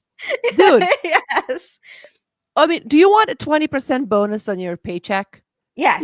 20, like Yes. I want anything that can help. But first of all, I have to read into this because this is the stuff that I'm so curious about. Mhm. So now you completely gave me a new topic, first of all. And second of all, I would love to check in with you once when you're in the process and just see how this goes. Cause now Absolutely. you maybe this helps somebody else. Like if it's really that good, like to kind of raise awareness. I hate saying that as well, but it's useful. It's No, it totally is. useful It and great. absolutely is. And yet, no, I'll totally check in with you. It is going to be a while. It's not like an Of overnight course. thing. You have to you do have to work at it, and it apparently is really hard and really exhausting. So I'm like kind of preparing myself. But I Mhm. think otherwise I'm just going to end up in the same, and it's been affecting me more recently lately of just this weird I feel like I'm not doing what I want to be doing or what I should be doing because I'm too wrapped up in negative self-thoughts and self-beliefs, and it's Uh-huh. no amount of just talk therapy and telling yourself that you can be better is actually, it's You need not to magically. change. Yeah. Yeah. You Yeah. need to change the approach. Yeah. And when did this start happening to you? Was it last year? Oh god, last year things got really bad, but this is, I mean, this has definitely been, I've even gotten better over the years, but it's been my whole life. And you don't realize how it affects you until get into relationships or try Mhm. to go do something that you love or you're passionate about and find yourself just putting up barriers of why you can't do certain Mm. things or I got to wait to do. It's stupid and all it's doing is negatively affecting me. And then I go into these like depression and anxiety holes that just kind of put me out for a period of time. Mhm. Mhm. So I don't want to keep being held back by stuff anymore. It's frustrating. It's time to like release all of that Yeah. weight. And when you were reading the problem, whoever sent the last one, they Mhm. say my uncle who's 41, and I was like, first of all, 41 is young because I'm 41, so I felt So so cold out. But I get it, I understand, it's a little creepy. But with that being said, I feel like things get better with age. Like, they I do. really don't enjoy being 41 just because I'm a woman and You look just because amazing, Luby. I know, but like You look mentally, like that amazing. thing of like being 40, you're automatically disposable. And I But that's haven't not done true. it's not. And that's It's what yeah, honestly, I feel more liberated now Mhm. than years ago. And I Mhm. feel like I held myself back. Like, I could have done so much more with my career.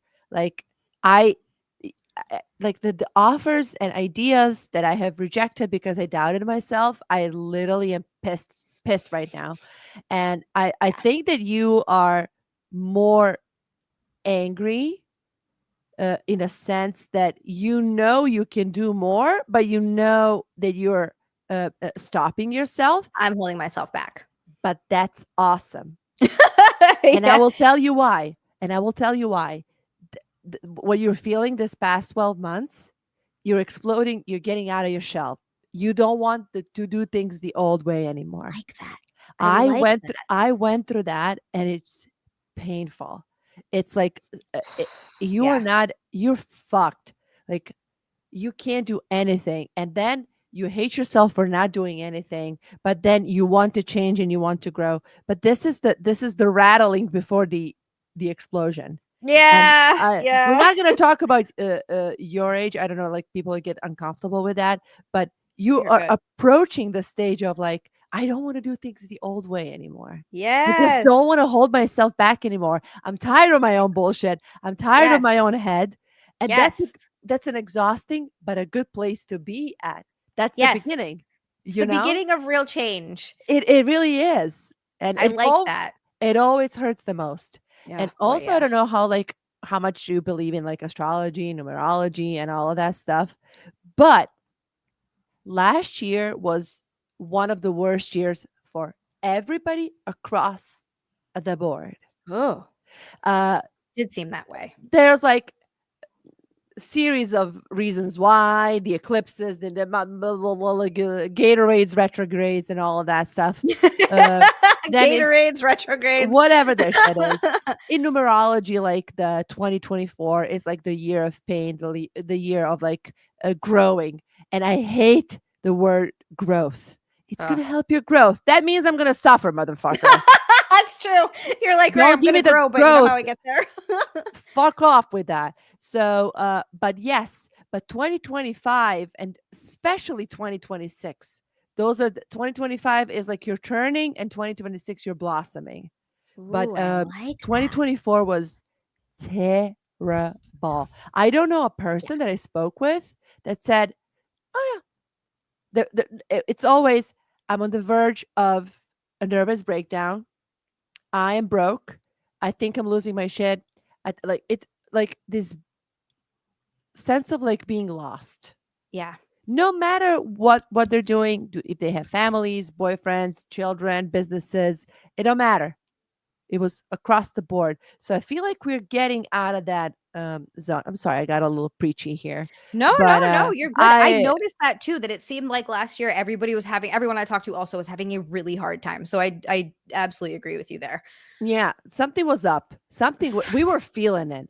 We Something were was going on. feeling it. It's true. It's true. It was weird and it was bad. I don't know how I didn't notice this. I didn't notice it because the bar is like an odd, but RJP, that was another. Are you serious? That was another 50 from RJP. Another one. That's it. Holy Accept it. Thank you. And it's beautiful and you deserve it. There we go. Okay, yeah, I'm gonna work on that. Yeah. You're Xia, you were the best. Just keep being you. Oh my god. Yeah. For peace sake. Wow. What honestly, this has been a very therapeutic extreme so far. And everybody is being out of control, sweet and amazing and nice and incredible. And I'm losing it a little bit. Last time I streamed and I was feeling emotional, I cried in the shower afterwards. I might do the same tonight. I'm not sure yet. We'll see. But let for it be a good reasons. shower. Let it be like a good cry in the shower. The one when you're like, you know what, I'm Cry. releasing stuff. Like release, but like I'm telling you, like especially with this therapy and like you're coming out of your shell, you're coming out of your old ways. Yeah, I'm always the worst. That I'm hurts the looking most. forward. It's gonna hurt, but I am looking forward to it. So I'm definitely. But and you brought it back to this too, and I got completely off topic here. The whole point of like this whole thing, I love how we get from one place to another. It's amazing. But Frank, you gotta cry. You gotta cry. It does help when you cry. Sometimes it helps. I'm sorry that you were sad enough to cry, but I'm very happy that it helped. I know. And regarding the old guy and a 26-year-old that are dating the uncle and the best friend, right? You're right. 41's not old though. You're right. I mean, you know, I'm self-aware. You know, 41, 26. I don't know. I don't know. It could be a little suspicious. Try to take a step back and look at them. Are they happy? Yeah. Are they like somebody like, oh shit, like, you know what? They're soulmates. I've seen some weird couples with age differences, like they don't look like a good match. And then you spend a little time with them and then you're like, oh, I see it. They're cute. It just works. Like yeah. So try to be like realistic about it. If you take a step back and take out of the equation the age and the awkwardness and you see like, you know what, my friend's happy. You know what, my uncle's happy, then it's fine. But if it's something like weird and toxic, just don't think about it. Stay away from the drama.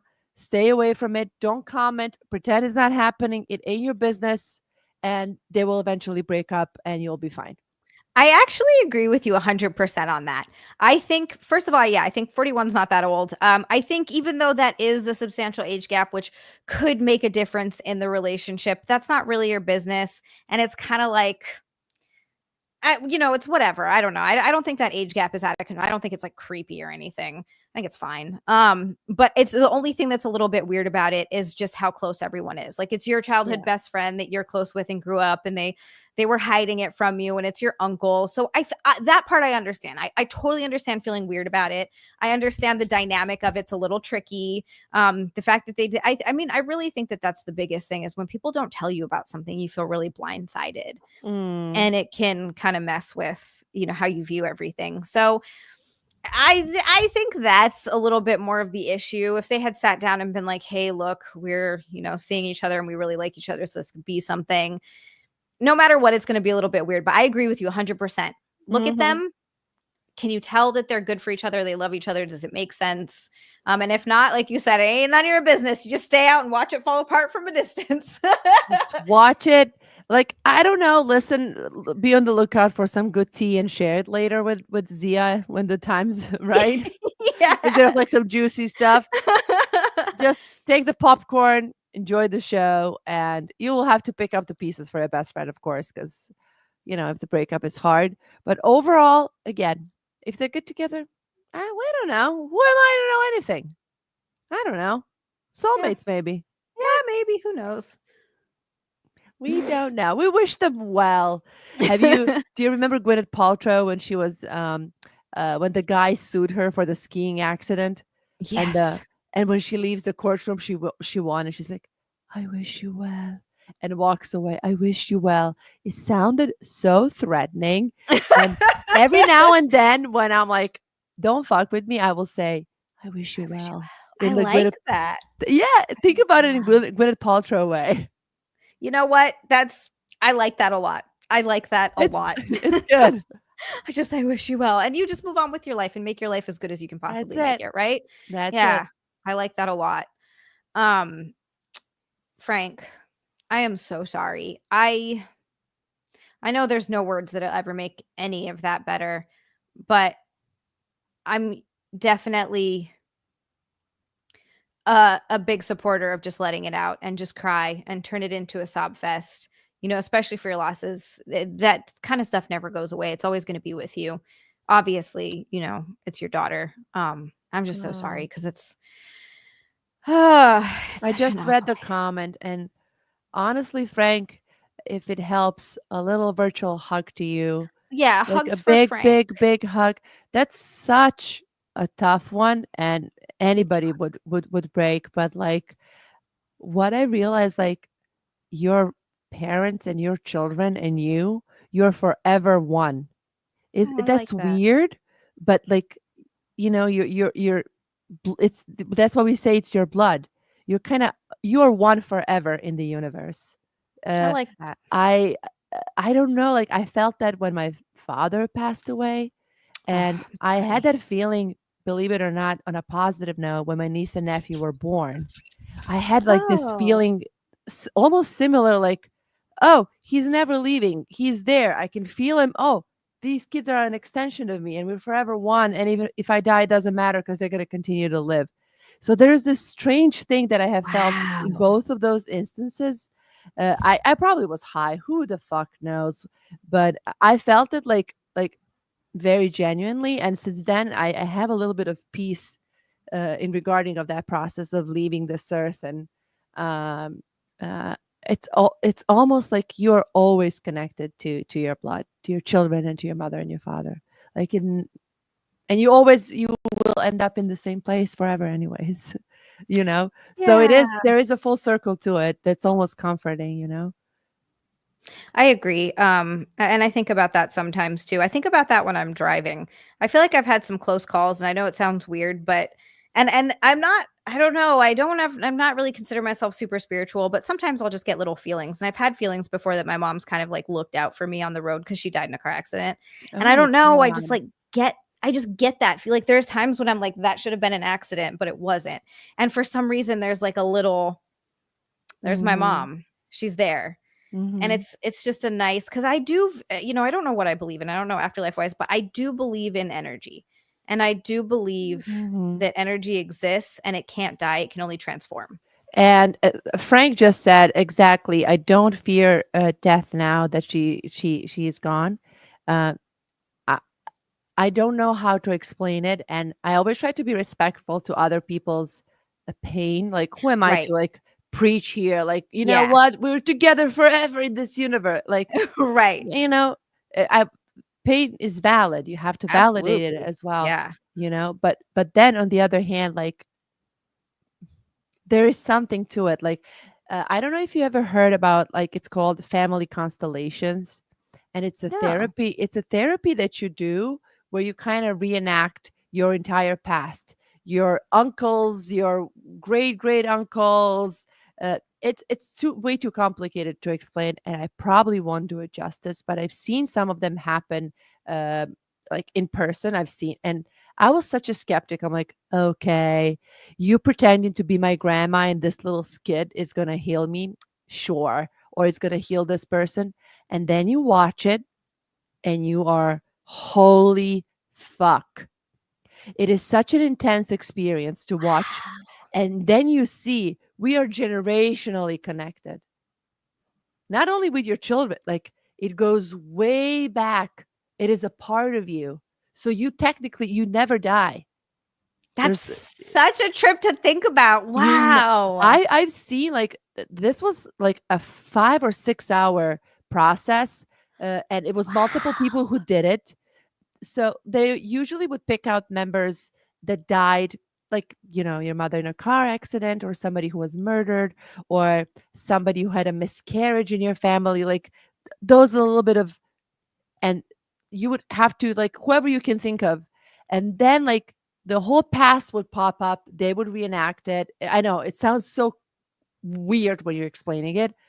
And my friend, she is a therapist, a licensed therapist, and she goes to these classes. And this lady that gives these classes, it's like there's just 5 of them in the entire world doing this.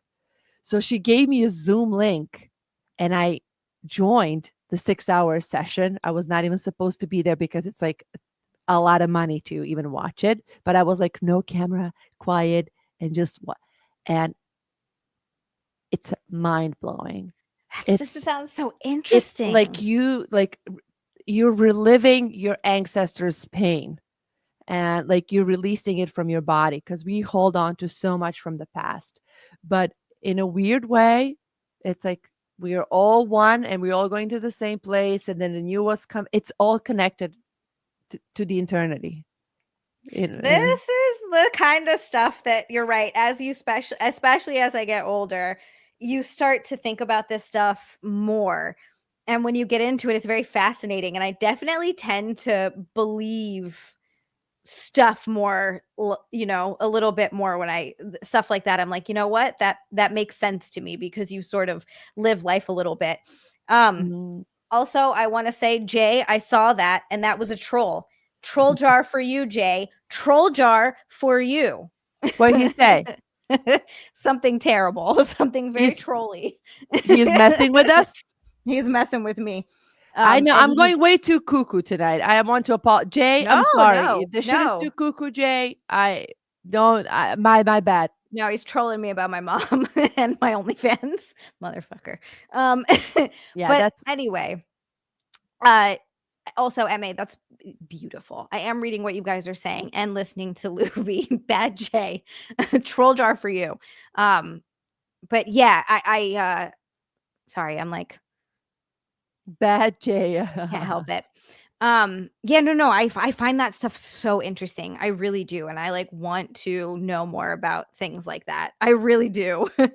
Oh my gosh. It's a lot. It can be a little overwhelming, and I'm always like almost embarrassed. I'm like, is this a little? And No, then you don't be witness it. embarrassed. Who cares? Yeah. Oh, dude, when I was like listening to it, I was like, it was fantastic. It was Mm-hmm. fantastic. And my friend, who is a therapist, was also a skeptic. And she's like, oh my God. She literally gave me a link so we can hate them from this, like together. She's like, just join this class. This is going to be like a waste of my. And both of us were like, And it was amazing. wowza. Wowza. We ate our So words. funny. I love that though, because I tend to be the same. I tend to be a huge skeptic. I'm trying to open my mind a little bit more because I want things to work for me. So I'm like, you know what? Even if it sounds stupid, if it helps, it helps. It doesn't matter. It doesn't matter if it sounds stupid. If it helps and you feel it makes you feel something, then it's not stupid. Anything that anyone does to Mhm. make them happy, zero judgment. Yeah. Zero. Who am Yep. I to tell you that what you're doing and making your day go by better and easier with you in your head? Who am I to say anything? Survive Exactly. it. I'm trying to. I ain't judging. Absolutely. I absolutely agree. We're all just trying to get through the world the best way that we know how, and a little Yes. kindness goes a long way. Yes. Yes. I just realized I have to do cat cow. I didn't just realize, but I forgot I have to do cat cow. I'm going to talk. Oh my God. Okay. What is that? I'm going to talk you through one of the greatest stretches of all time. Let's do it.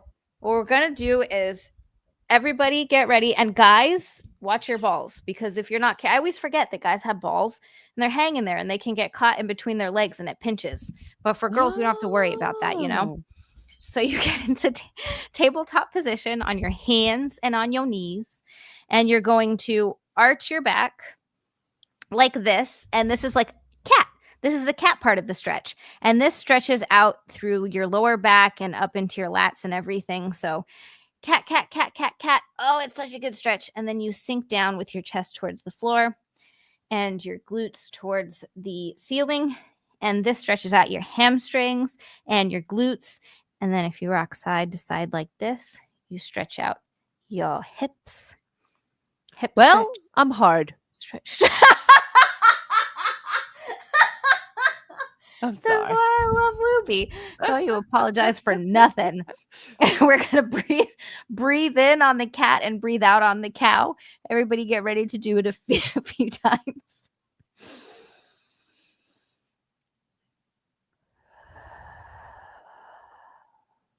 I'm going to just breathe then.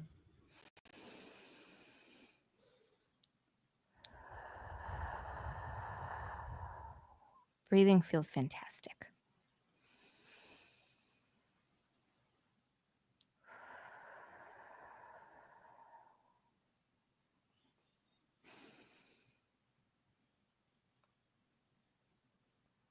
I'm going to fall asleep. This is good. Right? Don't you just feel so calm? Oh, man.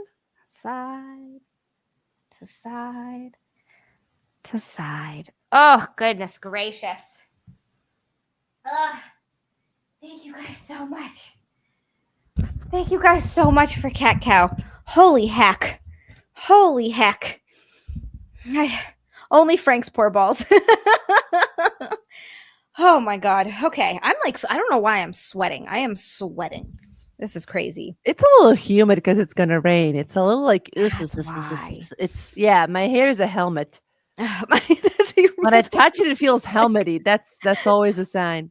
Yep. And then I'm like, oh God, it's time to shower. I'm definitely going to shower after the stream tonight. Oh gosh. I mean, I don't always jump in the shower, and I showered earlier, but I need to wash my hair.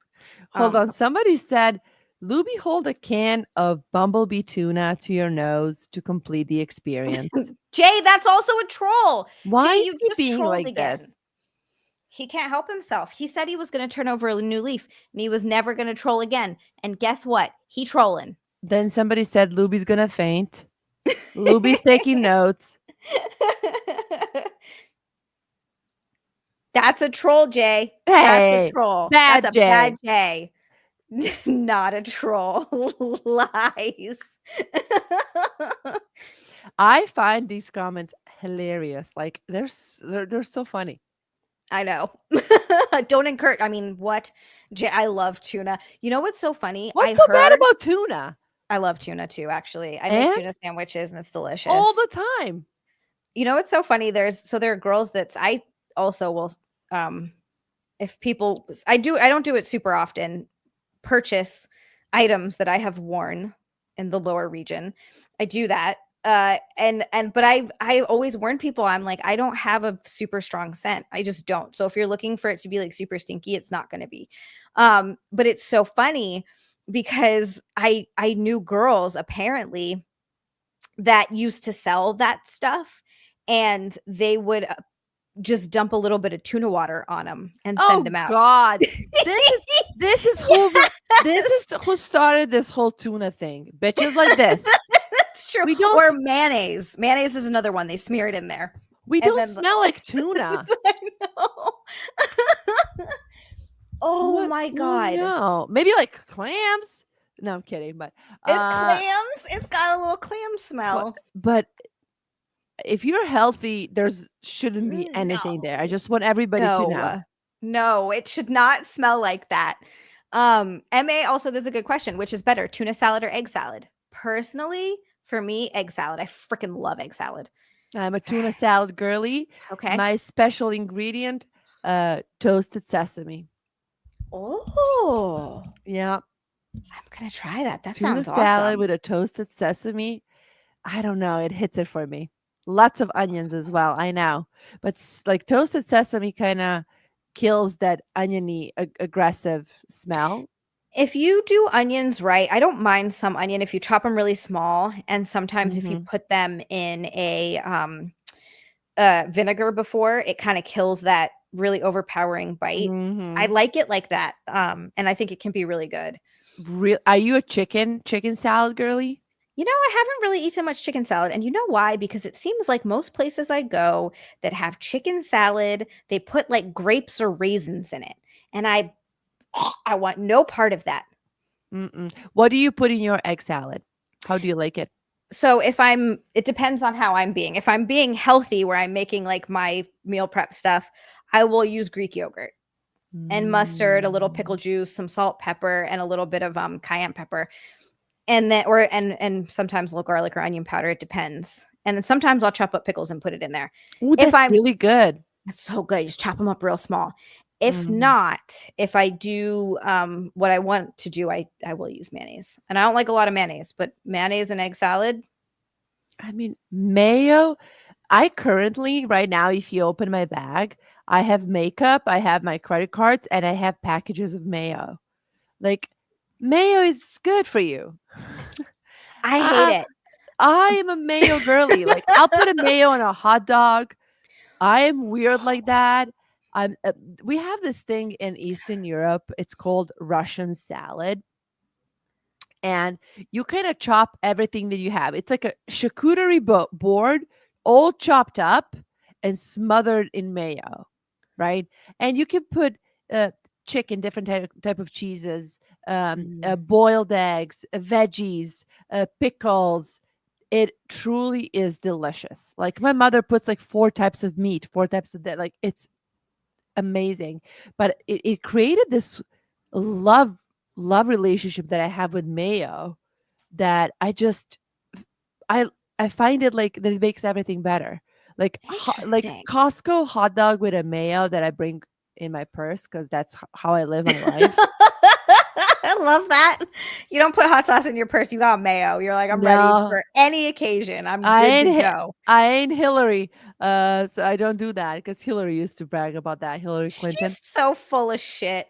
Trying to get their fucking the Oh black vote by man. saying she carries hot sauce in her purse. She's Yeah. not a person. She is a robot woman. Oh yeah. Oh yeah. Like speaking of cheating, like to be cheated like that on like a world scene and to do oh my god. Yeah. Oh my god. Yep.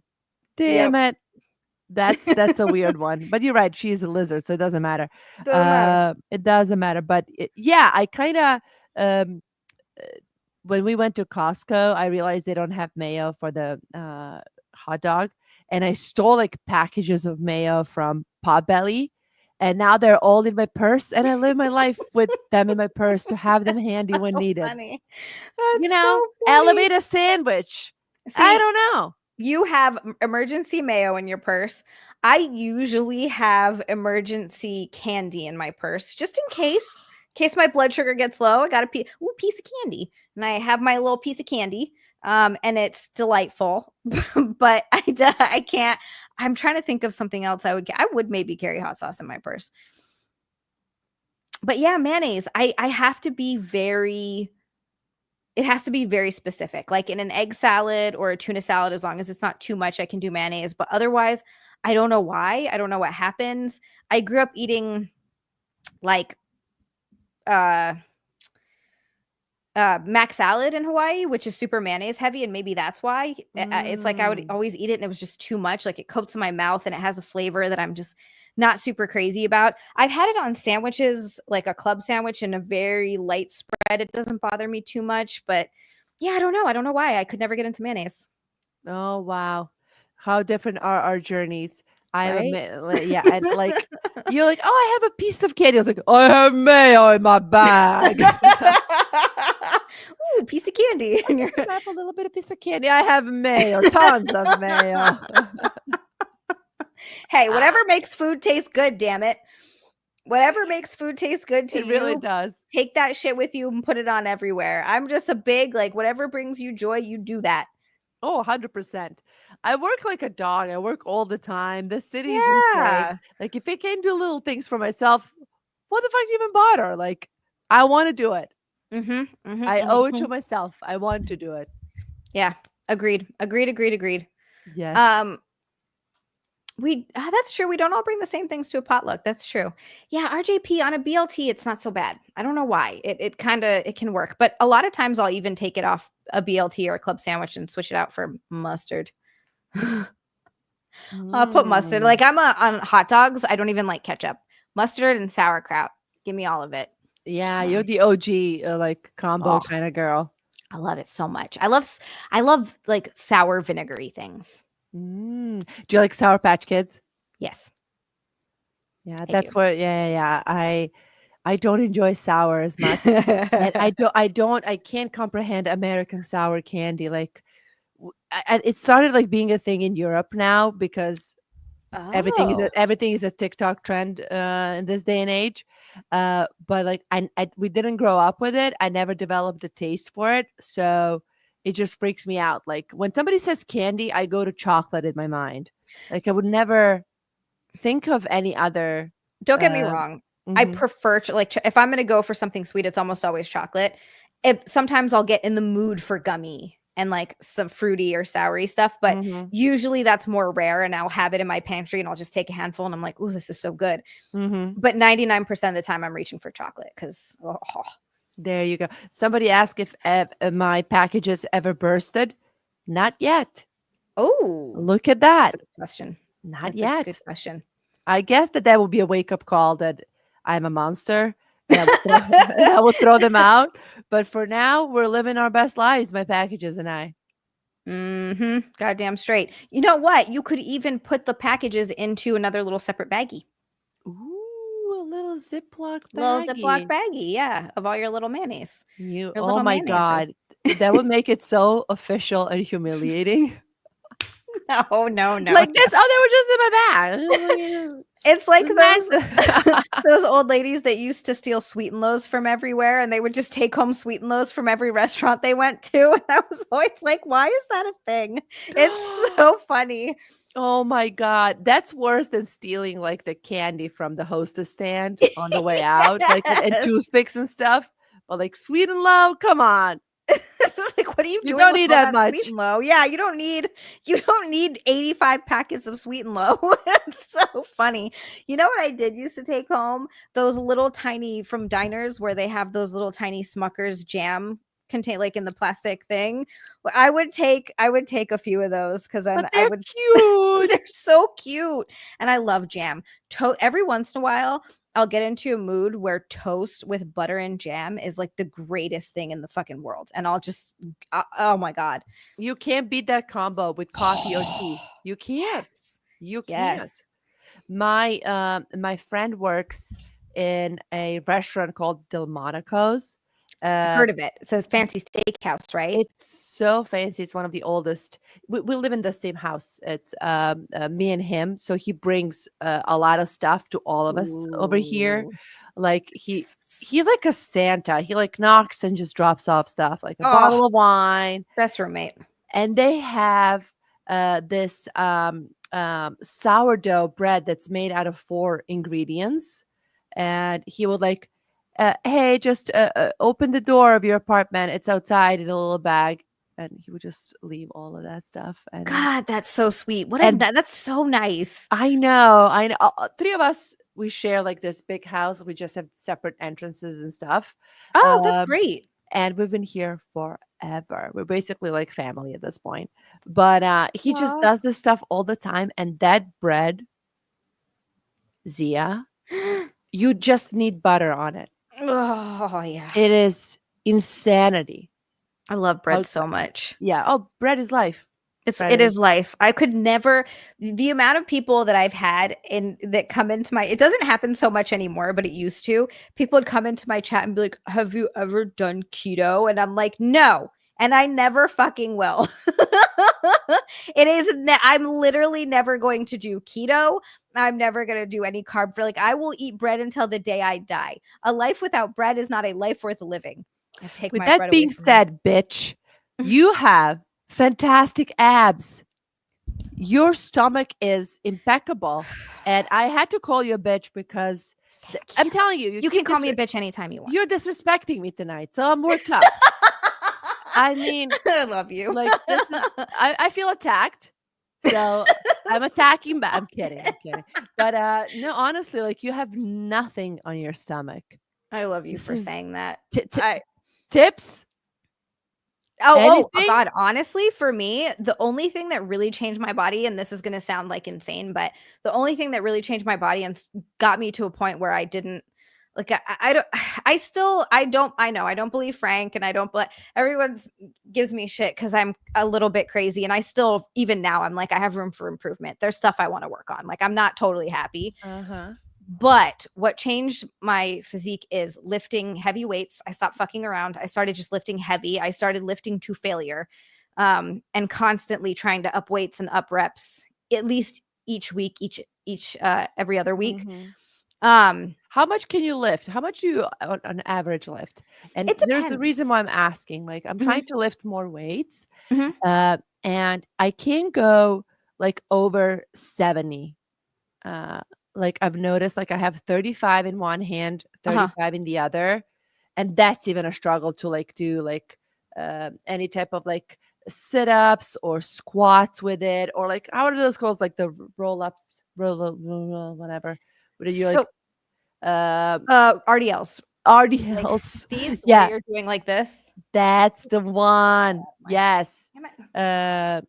And it's like I want to like amp up my weight gain, but it's very difficult. I feel like I'm very slow in going up with it. It's slow. It's definitely slow, and it's going to be slow.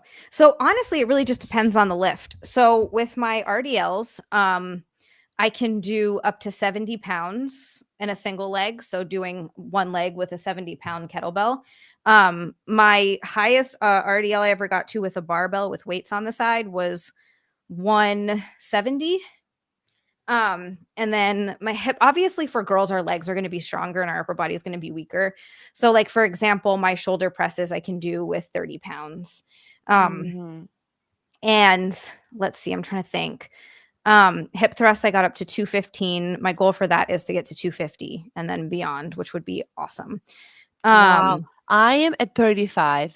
I literally have honestly I should even try with stuff because maybe I'm a little bit of a pussy over here as well, you know? Well, no, I mean, don't injure yourself. Don't just like lift heavy weights. And the way that I even got some of these weights higher, though, is like over a period of a couple of years. It took 2 years to even get those weights, and you just add a little bit. So, like, I started my RDLs at like 100 pounds or whatever it is. And then each week I would either add a rep or add 2.5 to 5 pounds. And then you just keep slowly building on it. No, your stomach is impeccable. Thank you. I love It's really good. I've been eating like a hot trash person. And then I looked at my calendar and was like, oh, you're about to have that time of the month. That's why you're hungry. I bought a half an apple pie on my way home today. And you got to listen to your body, dude. Like, let it be. It's doing a lot. It's doing a lot. It needs a little hug. It needs a little hug sometimes. Yeah. Oh my goodness gracious. Another one came in. K-Max with a golden shower boy. K-Max, thank you so much. He has a question for you. This is a good question. Thank you. He said, who is the most famous person Lubi has met in New York City? I assume like Zia, you might know some famous comedians or radio show hosts. That's a good question. That I have met and like I was in their company or ran into on the street. So I ran into, because New York is fabulous like that, I ran into P. Diddy. This was 2 years ago. Before we found out. Before we found out. So I'm walking, minding my own business, and I see like the crowd congregating around like a convertible fancy car. And there he is. And he was like, "It's all love. It's love. I love you. Love. Spread love. Life is about love. Keep loving each other because it's love." I'm like, "Oh, we got it. We got the Got it. love. Thank you." So, and then he just moved on and went into some hotel. And then I was like, holy shit, that was P. Diddy. And I kept walking.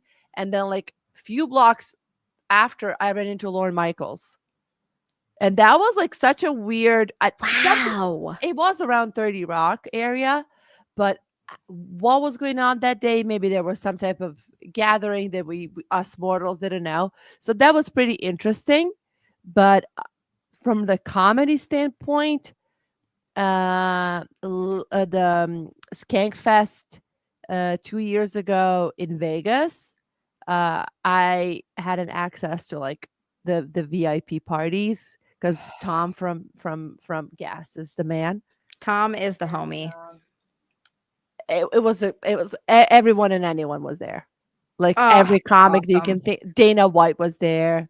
That's so cool. At the party, and like there was just like lots of alcohol and hanging out and chill. So that was like one of the nights that I remember. Yeah, and meeting Louis C.K. Ooh. And Aaron Berg made that happen because he knew I loved him. So he's like, "Lubi, I'm performing at the Stand tonight. I've heard Louis C.K. is going to be there. Want to hang out?" I'm like, "What?" That's so cool. He's the man. He took me and I hung out with Dave Attell and met Louis C.K. And I was like, "Thank you, Aaron." Aaron's It was a like good egg. Yeah, it was like a Make-A-Wish, basically. That kind of reminds me of when I met oh my god, it was with Jim. Jim introduced me because I was freaking out. And I'm picturing his face right now. My brain has been blanks on names so much. Guitar player that Frank hates. Oh my god, why can I not think of his name right now? I'm literally picturing his face. Black Label Society. What's wrong with me? Hold on. Why am I blanking?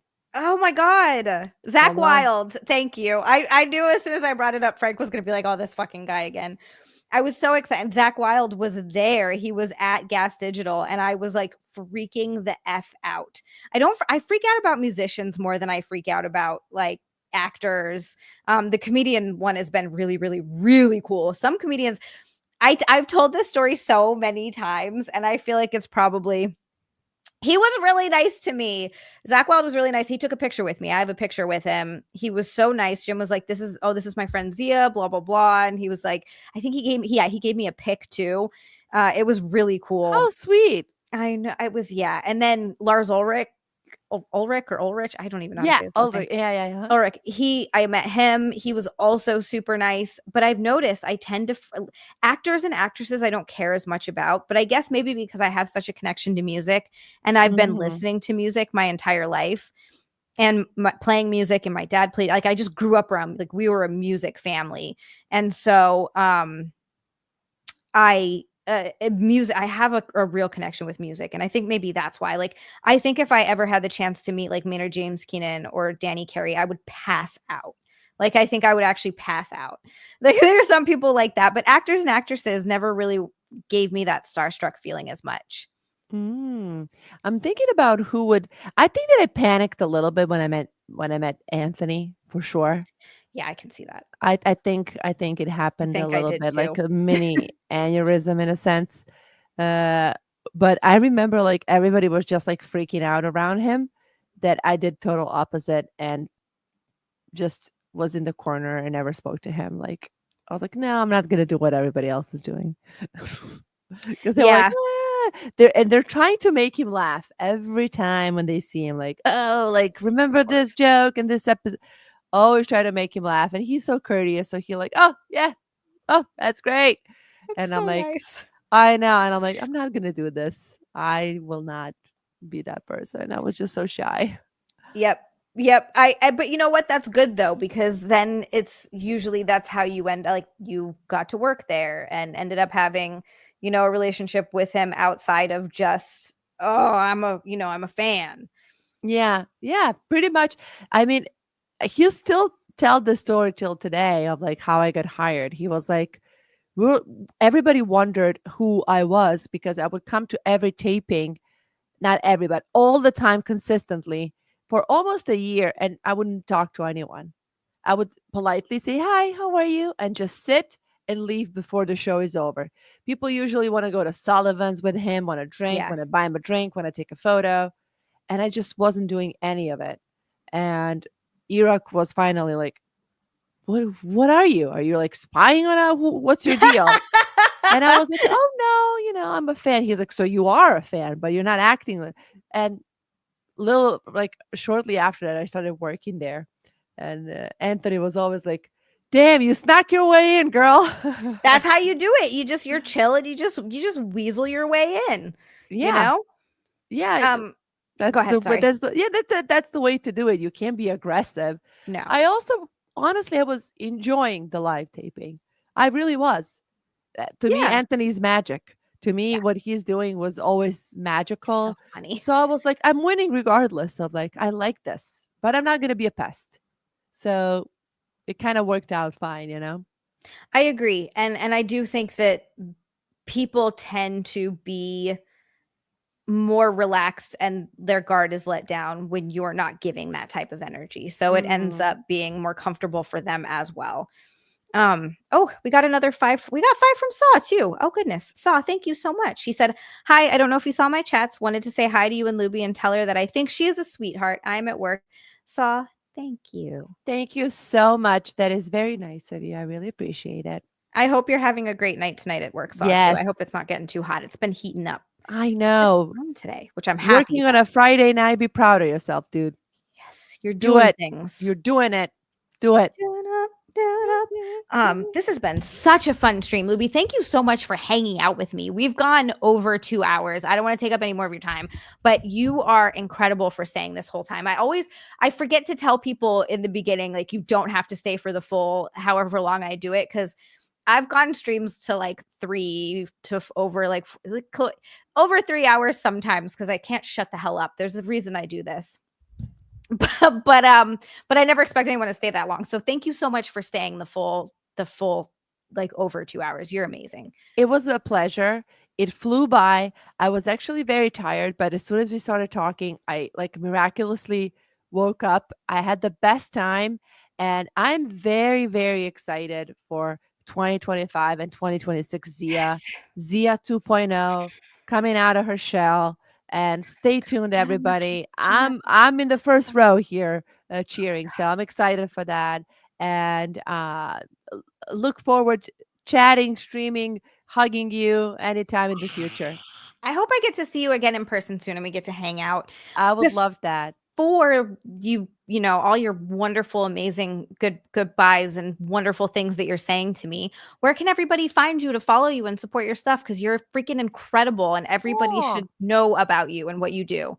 Thank you. Come find me. I definitely need support. Lubi Popovic NYC. That is the handle everywhere. So as soon as you type in Lubi Popovic NYC, it will be me.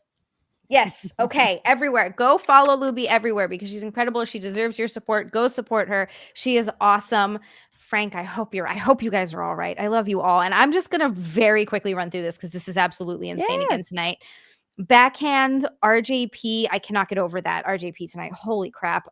Frank, David Patero, Frank, RJP, Frank, RJP, Jay Walter, K-Max, and Saw. Thank you guys so much. Like, the support was out of freaking control tonight. I can't even tell you how much I appreciate it, by the way. I love you all. Thank you so much for being here. Thank you so much for watching, for interacting. Hit the like button, subscribe, leave a comment afterward, share the stream. Let's get me out of this garbage what's it called? Algorithm for YouTube, because they hate me. They hate me. How rude. So rude. But yeah, you guys mean so much to me, and thank you for allowing me to do what I do. I love you all. Thank you, thank you, thank you. Have a wonderful night. Have a wonderful night. I will be back on, what is tonight? Tonight's Friday? Mm-hmm. I will be back on, I don't even know what day it is. I will be back on Sunday at 9 p.m. Eastern for the snack stream, and I have a bunch of like random, really interesting snacks to try. So I'm excited about that. So Woohoo! I will hold on. RJP, you did more than helped a little, my friends. Aw. More than helped a little. Frank, it's happening. It's happening. Okay. Anyway, I will see you on Sunday. Fantastic.